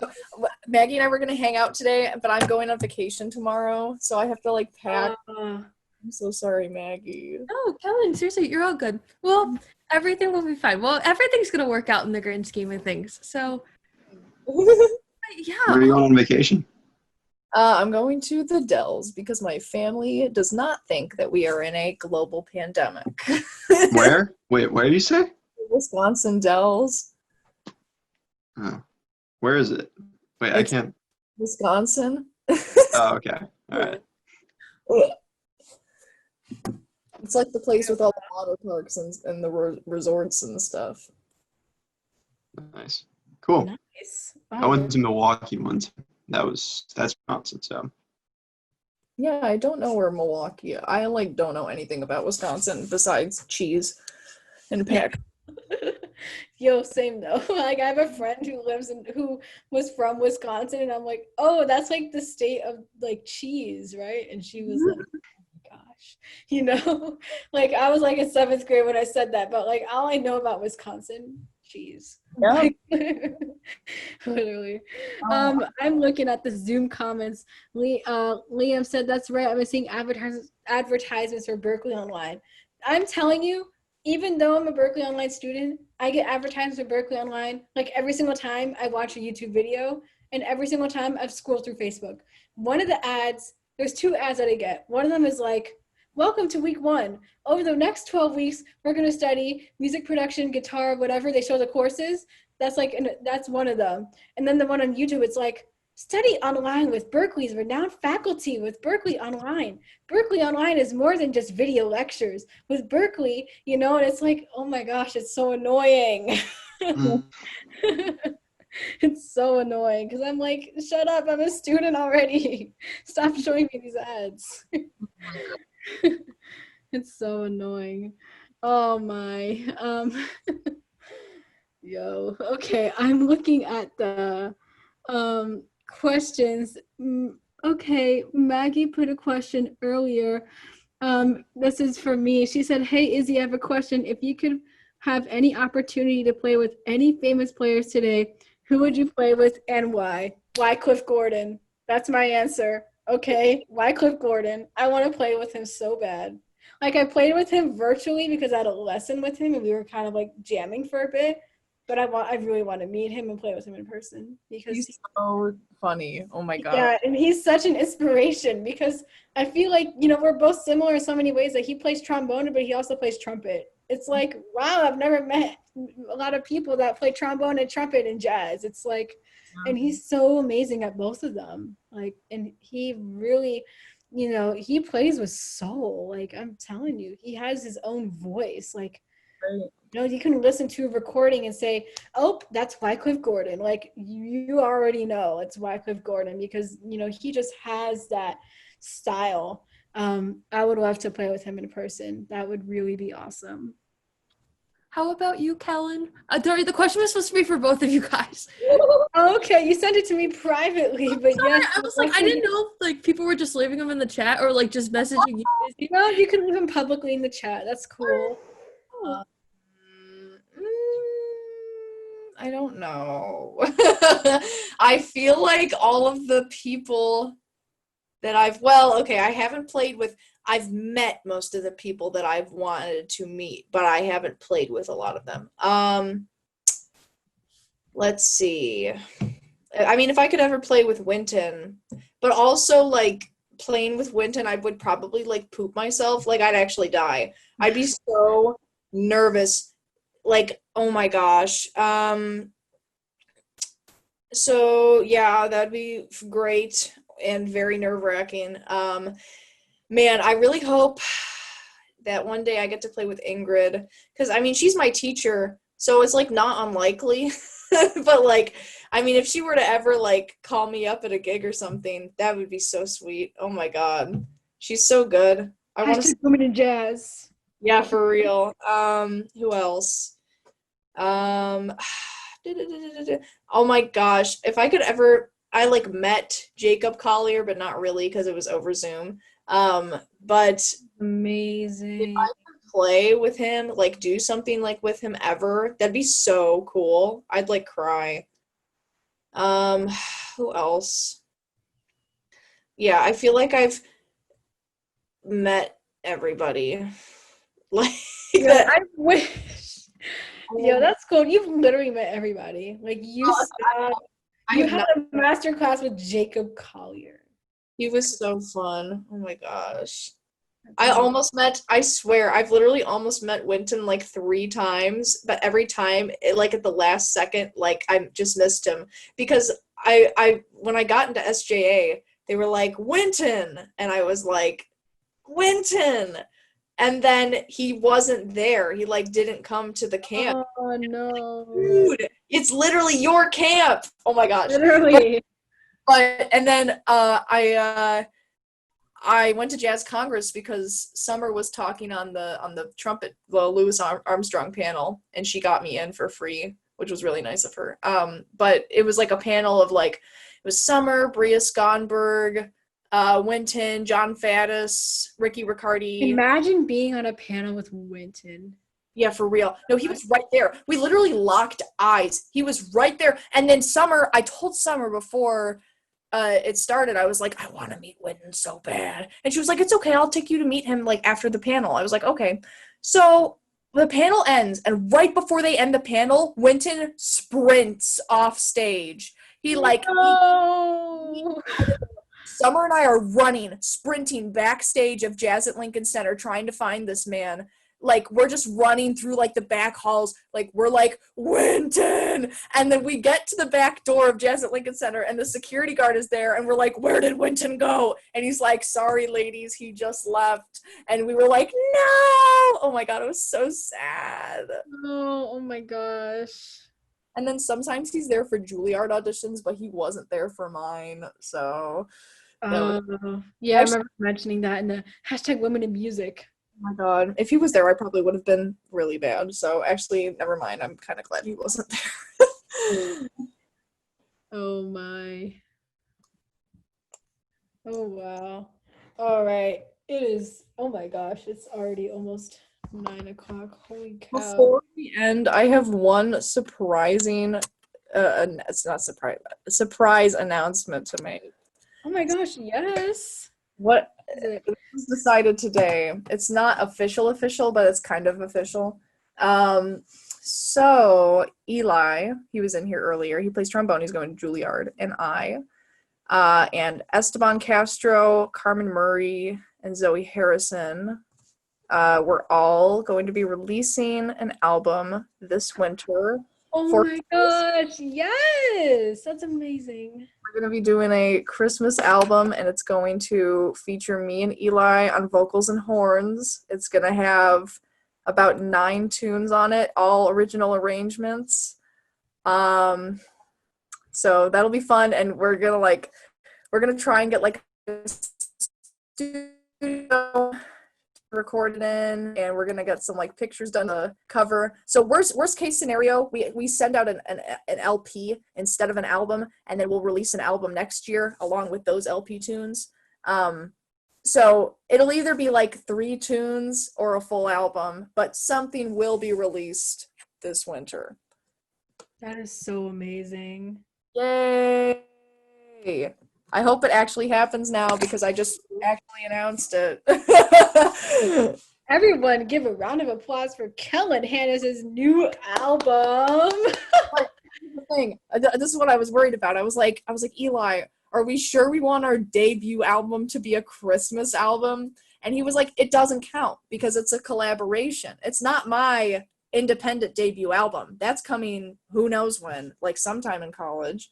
But this is a fun. It's our first album, but it's like together, so it's not really my first album, you know? Yeah, that's cool. I'm so happy for you. That's amazing. Thanks. So y'all better buy it or I'll come to your house. I will buy multiple copies and give them to like everyone at the Frost School for free. Like, I will buy multiple copies and just hand them out like at rehearsal. Here you go. Here's Kellen's new album. Take it. I mean, I'm sure it'll be on like Spotify and stuff, but we definitely want like physical album. Oh my God, I'm trying to like imagine like the cover, like just some really corny Christmas. The Christmas cover. Yeah. Oh my gosh, that's amazing that you're doing that because making albums is so hard. Like, That's why I'm scared. Like, I don't know if we can I've been wanting to make an album for the longest. Like, I don't know how it would work, like me in the rhythm section or something, but like I have no idea how it works as far as like recording and album covers and actually getting the CDs. Oh yeah. I mean, you can always ask, like, I'm sure Benny Benac knows a lot about it. You could just DM him and ask him and tell him. He's so nice. He like answers everything for me. He answers DMs. The one person with a crap ton of followers that answers DMs on Instagram. Literally. No. Yeah, I mean, most people put out like their debut album like their junior or senior year of college, which is probably when I'll do mine. But this is just something like we've been, because we did that social call thing together, and it was a hit. So awesome! I love that. Thanks. It was fun, and we were like, let's do it again, but with the whole entire 9 tunes. So yeah, I'm so excited for you. Like seriously, I will buy multiple copies. I'll try not to make them too expensive, but your girl needs some money. That's amazing. Wow. I wish there were people on Instagram Live that could hear your announcement because the total amount of people on Instagram Live right now is 0. Okay, you guys are the first announce. I don't know when I'm actually, because like we actually got to get this moving before we're like actually officially we're releasing an album in December. Yeah. We got to get it rolling. Oh yeah. But that's awesome. And with that said, Kellin, are you ready for the speed round of questions? We have just a couple of questions, but oh my gosh, it's 8:49. Let's get to the speed round of questions. We have a question from Luke Robinson, who actually we graduated together at my school. He asks, who are some of your favorite composers? That's definitely a Kellin question. Oh man, that is. Jeez. Wayne Shorter. Duke Ellington. Sammy Nestico. Oh my god, all the freaking bassy like charts. Yeah, literally same though, they're amazing. Yeah. And then like if we're talking about new guys, like not new, but Emmanuel Wilkins, that dude releases some crazy stuff. Gifton's new album, I'm pretty sure most of those were all originals, like crazy. Like I was listening to those, I was like, how do I write like that? Like it's so good. Yeah. I don't know, like I have an issue with like it's the same thing as like when people ask me to name like my favorite albums. I'm like, I don't really listen to things in albums, so I really got to start learning who composes what. Yeah, we're literally so similar. Like I don't listen to albums either, I just listen to like tracks. Yeah, exactly. Yeah, well, no, I like Atomic Bassy, like every track on there I love. That's a good one. Yeah, but yeah, those are some people. I really like Wayne Shorter's tunes a lot. Like, everything. So, of course, Coltrane. Yeah. I mean, Giant Steps he probably wrote that while he was on crack. Yeah. But yeah, I'd love to hear like the process of how John Coltrane made Giant Steps. Probably just like what inspired you to make such like crazy changes? I don't know, but it turned out to be like the freaking most famous tune ever. So literally, oh my! And Yeah, I definitely love all those composers you talked about, and two composers that I've really been loving lately are two people that I've also been like, you if you follow my page, you probably know who they are. Alexa Tarantino and Stephen Fifeke. Oh They're yeah. both amazing composers, and oh my gosh, it's They're both- like I probably like out of the two, like I really love like I haven't really listened to Alexa's compositions that much, but Stephen Five Key stuff is so good. It's so good. It's like wow. And even like his playing too is just like wow. Like how does anyone get to that level? It's amazing. Yeah, they're both great. Yeah. If you guys haven't been watching Alexa Tarantino's series, The Well-Rounded Musician, you're missing out because I've been watching every single episode since May, and it's so amazing. Like, she talks about like networking and productivity as a musician, and she's now inviting guests onto her series. So it's kind of like this where she asks them like, how are you staying well-rounded, and what's going on, and like in July, like Jazz at Lincoln Center had this thing about like freedom. I don't know exactly what it was, but she asked them like, what's your definition of freedom? Like, she talks to them about that kind of stuff. But it's really neat. You guys should check it out. I think there's recordings on YouTube. Um, but yeah, let's see what questions we have on Zoom, if there are any. Um, no, I already answered that question.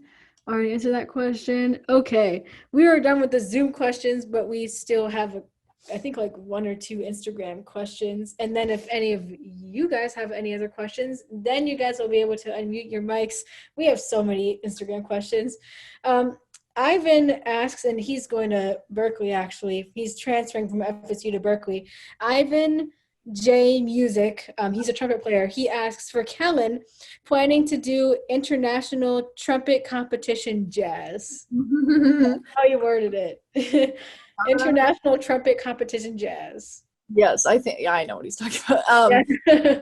Yeah, so I mean, now that I'm out of high school, there's a lot, I don't know why, but there's a lot less opportunities for college kids than there are for high schoolers for jazz. It's really weird. Like Yeah, there's no I wondered that. So weird. but I mean, I'm taking note of all the things that I'm gonna go out for. And two of them is international trumpet competition. The other one is NTC. Those are both like, I know that summer, she was gonna go and compete at the real thing because she got into the semifinals, and then it got canceled due to COVID. So that's great. But definitely by my senior year, I'd really like to go and compete at both of those.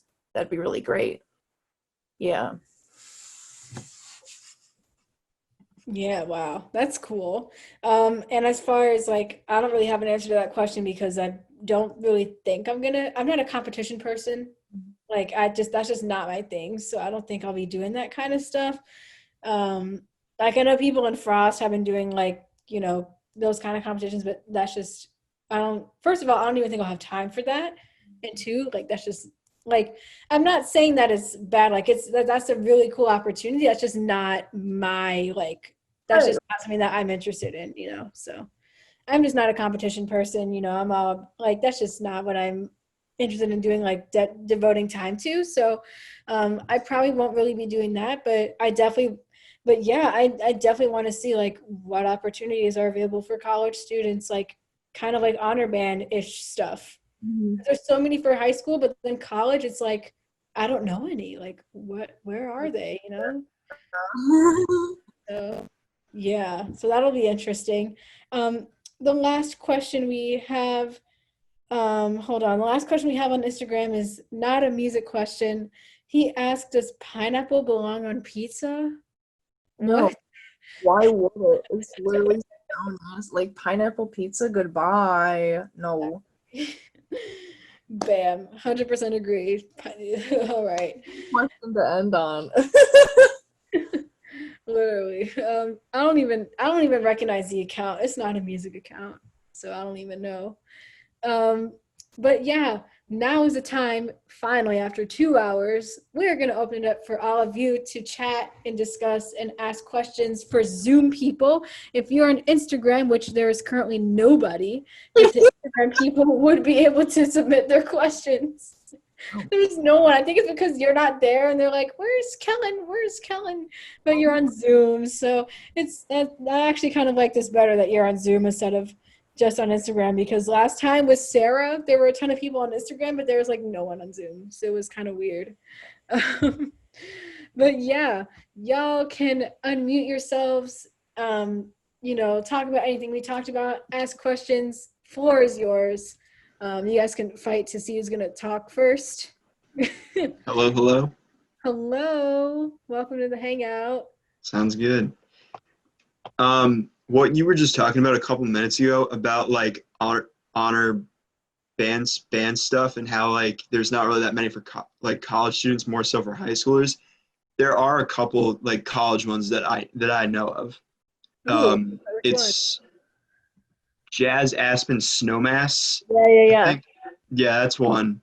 Oh, I haven't heard of that. Ooh. Yeah, that takes place in like Colorado. it would be like this time in like Colorado. It's like end of August or something like that.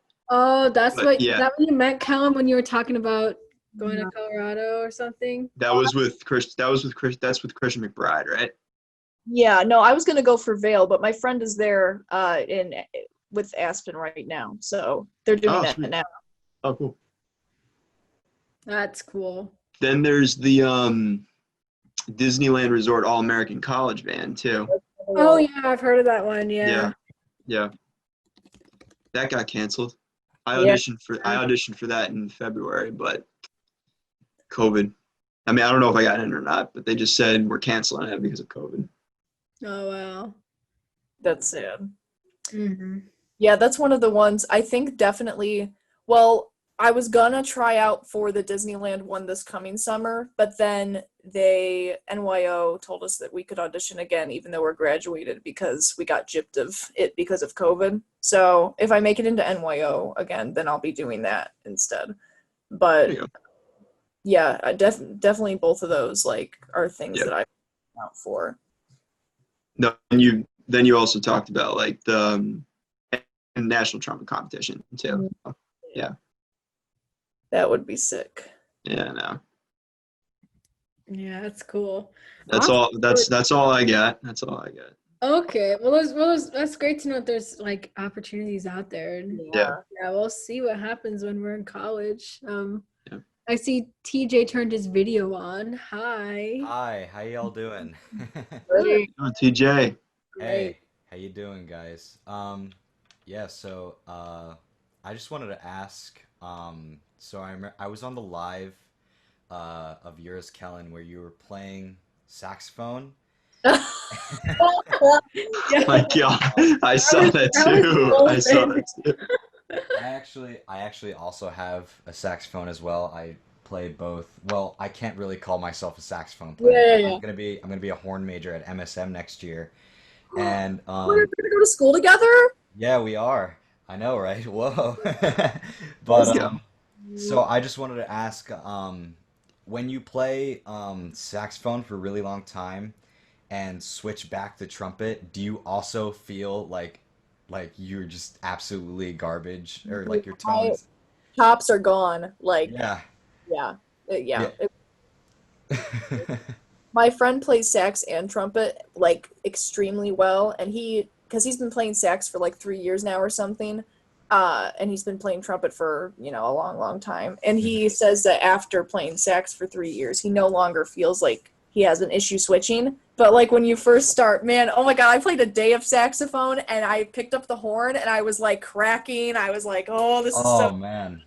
Oh no. Wow, after 3 years of playing saxophone, he doesn't feel it anymore. Because Yeah. I've been playing for 5, and I've been playing horn for 6, and I still feel it. I guess that's because my main focus mainly has been on horn, but I don't know. I still feel like I still can't get my embouchure fully functioning. I don't know. Yeah. That kid's weird. Like weirdly weird. Like he You can do everything. So I don't know. Maybe it's because you're a French horn. Maybe it's different. I don't know. Maybe, yeah. So maybe I'll just have to just play standards on horn or something. Yeah. Yeah. Yo, sorry to interrupt, but our Instagram live only has 20 seconds left. So I'm gonna end the Instagram live video and bring it back up. But yeah, TJ, I played French horn for like a semester in high school as in an orchestra, and oh my lord, it's like it's similar to brass instruments as far as like actually playing it, but it's so weird. It's yeah, because Weird. the thing is, I'll try to answer that for you. So with the horn, um, most brass instruments, the harmonic series, you have the pedal tone all the way at the bottom, and then you have the fundamental C. So bum bum bum, and then you have the octave, then bum bum bum, and then bum bum bum, bum, and then the partials all get Yeah, smaller. they get uh-huh.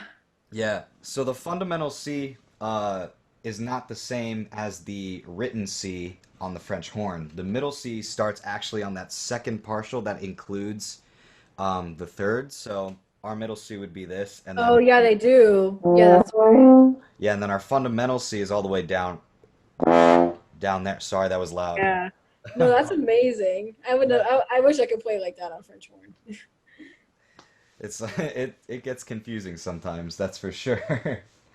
Um, but yeah, that's mainly why also people say it's one of the hardest brass instruments because when you're up there in even just the higher lines on the staff, the partials are just keep getting smaller, and that's why it's easier to crack there. Yeah. Mhm. Yeah, that's right. Now that answers all my questions about why French horn players keep cracking their notes, including Oh, myself when I played the French horn. same. Well, yeah. I played the French horn for a couple weeks last fall when I was taking my teaching brass and percussion class Oh, in school. Yeah. wow. How'd you like it? I liked it. It was like a little different adjustment to the trumpet in terms of holding it, but I mean I liked it. It was no I like it. That's cool. Yeah. I play trumpet as well. I Are you do? do Cool. yeah, I have two Bach mouthpieces I took from my school. That's It's gonna be anywhere Okay. online because I don't want my band director hearing that. I really. I stole an oboe reed too, but that's another story for I another time. stole so many mutes from my school, and I'm pretty sure my band director knows, but just hasn't done anything. Like at least half of them, I'm like, sorry, Mr. K, they're mine now. Yeah. I Oh mean my gosh. he won't Yo, remember. it's so weird because I have a random box 6.5 AL trombone mouthpiece lying around in my house, and I was thinking, oh my gosh, did I steal this from someone? And then like a little while ago, my parents were like, oh, we bought you that mouthpiece when you were first starting trombone, and I'm like, I didn't know that. So you just bought me a mouthpiece and wasted their money on a mouthpiece that was just lying around in like a case or something for no reason. And I'm like, oh my gosh. Because I would always borrow one of my friend's trigger trombones at the time that I had a student trombone. And I thought I stole his mouthpiece, but it turns out that my parents bought me a box 6.5 AL for like $50. And I never even knew that it was there. Oh my lord. Okay, I do have to go like within the next minute. Oh, it's okay. It's funny because I just started up the Instagram No, live again. I didn't know how long this is going to take. I'm sorry. Does anybody No, have it's any? okay. We're done with the Instagram questions. So unless anyone on Zoom wants to say something before the legend of the Queen of Jazz, like we use Zoom. You're so nice to me. It's so funny. Oh, you're When do amazing. you Callan, when are you starting at MSM? When are you Well, I was starting? gonna Like when leave your the class is starting? first. The 9th, September 9th. Oh, wow. You Yeah. start that late? Oh my Well, god. I gotta leave in like 2 weeks because I gotta quarantine in New York for 2 weeks. Oh right. Oh, is Are that you how it works in doing- New York? You Posted have about to, that if you're on out of your state, you have to quarantine for 2 weeks. The Yeah, what- quarantine alone for 2 weeks in New York City. Are you doing track A? Yeah, are you? Yeah, I am, because I'm in New Jersey, so I'm right there. I mean, I'm Yeah. pretty No idea what that means. nobody like wants to stay home. Like everybody's going as soon as they can. Yeah. Everybody wants to go. And also, Izzy, just to answer your question, so MSM right now has an opening plan that has three different options based on how bad the COVID situation is, I think. Oh. And yeah, I even get confused by it sometimes. But track A is for people who don't have it as like bad or like can quarantine and get to NYC in a fast manner, and that's like they start on the 9th with classes. And then the second option is track B, where it's like the middle ground, and that's like I think that's like November something. Oh Yeah, wow. like Yeah. November 1st. Oh wow. Yeah. And then track C is after the Thanksgiving break, if I think I'm getting my dates right. That they go to campus. Yeah, and then, but basically the Oh. plan is not to have everybody there all at once. Mm. But Yeah, that makes sense. everybody's gonna choose That track. sounds like really funky. Sounds really funky. It's Yeah, really like you said, it sounds like everyone's gonna want to pick track A. Just go on campus. everybody Yeah. I know is going right away. Yeah. So But wait, TJ. So wait, TJ, you're going to MSM too? Yeah. I'm also going to be a freshman there. Nice. So are you going in a couple weeks too? Well, I don't have to quarantine for 14 days just because I'm literally 30 minutes away from the city. So yeah. And yeah. Yo, that reminds me, I have to take my COVID test tomorrow for University of Miami and get like a swab in my mouth. I apparently see my mouth and not in my nose, which I'm thankful for because I've seen like horror stories of people who got like their swab like up their nose, like whoop, and then it would just be so painful. So I think it's in the mouth, but I have to get it tomorrow at like an urgent healthcare center because University of Miami requires that everyone gets like a COVID test, like a couple of days before arriving on campus. So yeah, that'll be fun. Woohoo. I gotta take one 10 days before I go, and I think it's if the ones here are self-administered, so I would just go and be like blah and then be done. But when I get there, we have to get tested again like 3 days after we arrive. So that's gonna be like, and it's in this random church. Like it's not on campus. They're like, okay, guys, let's walk to the nearby church and get a nice little like, thanks a lot, MSM. Love you. Okay, I really do have to go. No, But I was gonna say I don't want to like hold you back any further, Kellin. Thank you so much for coming. And I will like send you everything about what I'm just gonna announce, the postseason hangout. Thank you so much for coming. It was a blast having you. I'll look out for the album. yeah. Good luck at MSM. Enjoy your quarantine, Kellin. What? Enjoy your 14-day quarantine in New York City. I will try my best. Yeah. Gosh, thanks for coming. Good luck. Thank you. All right, y'all. She's amazing, right? Yes. All right. So let me finish this Instagram live. And let me say some announcements on Zoom because there's literally like no one on Instagram live. So what's the point? So for our Zoom people, thanks for coming. It was seriously so fun having you guys and us talking all like together because that's what I want this to be. It's not just an interview, like, you know what I mean? So it was really cool having you guys here, talking with, oh my gosh, she's amazing. Kellin Hanas music. Hashtag jazz. But yeah, some announcements for my series. We only have one episode left to go, which the person who I was going to bring on, Sophia Griswold, she has not gotten back to my DMs. So I unfortunately do not know when the next session is going to be for this series. But what I can say is I'm going to post this literally right now, is that we are going to have a post-season hangout where everyone from season 1 is going to be here on Zoom.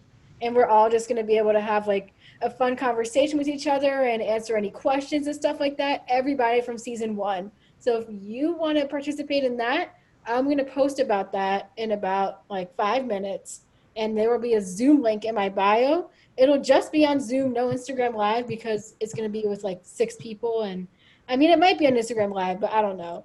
I think it's primarily. Or at least like do both Zoom and Instagram Live. Yeah, I think, yeah, but the main thing will be on Zoom because it'll be more of you guys being able to talk and really talk amongst us and yourselves and everything. So definitely would like you guys to join. Again, it's free like everything that I'm doing on this page.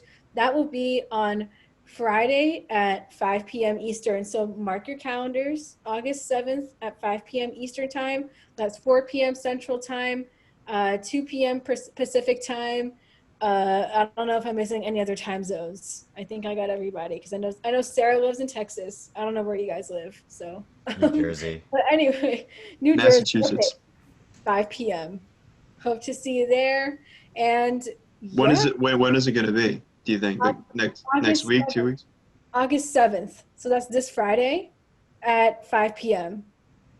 I think I can Yeah. I'll be make it. working. Huh? I'll be working at a Oh, okay. restaurant. Whatever. It's okay. There will of course be recordings. This session will have a recording up on YouTube. It's being recorded right now, so surprise. Oh, Um, word. That's so awesome. yeah. So yeah, let me stop the recording. And okay, it's gonna say this recording has stopped. Just wanted to prepare you guys for that.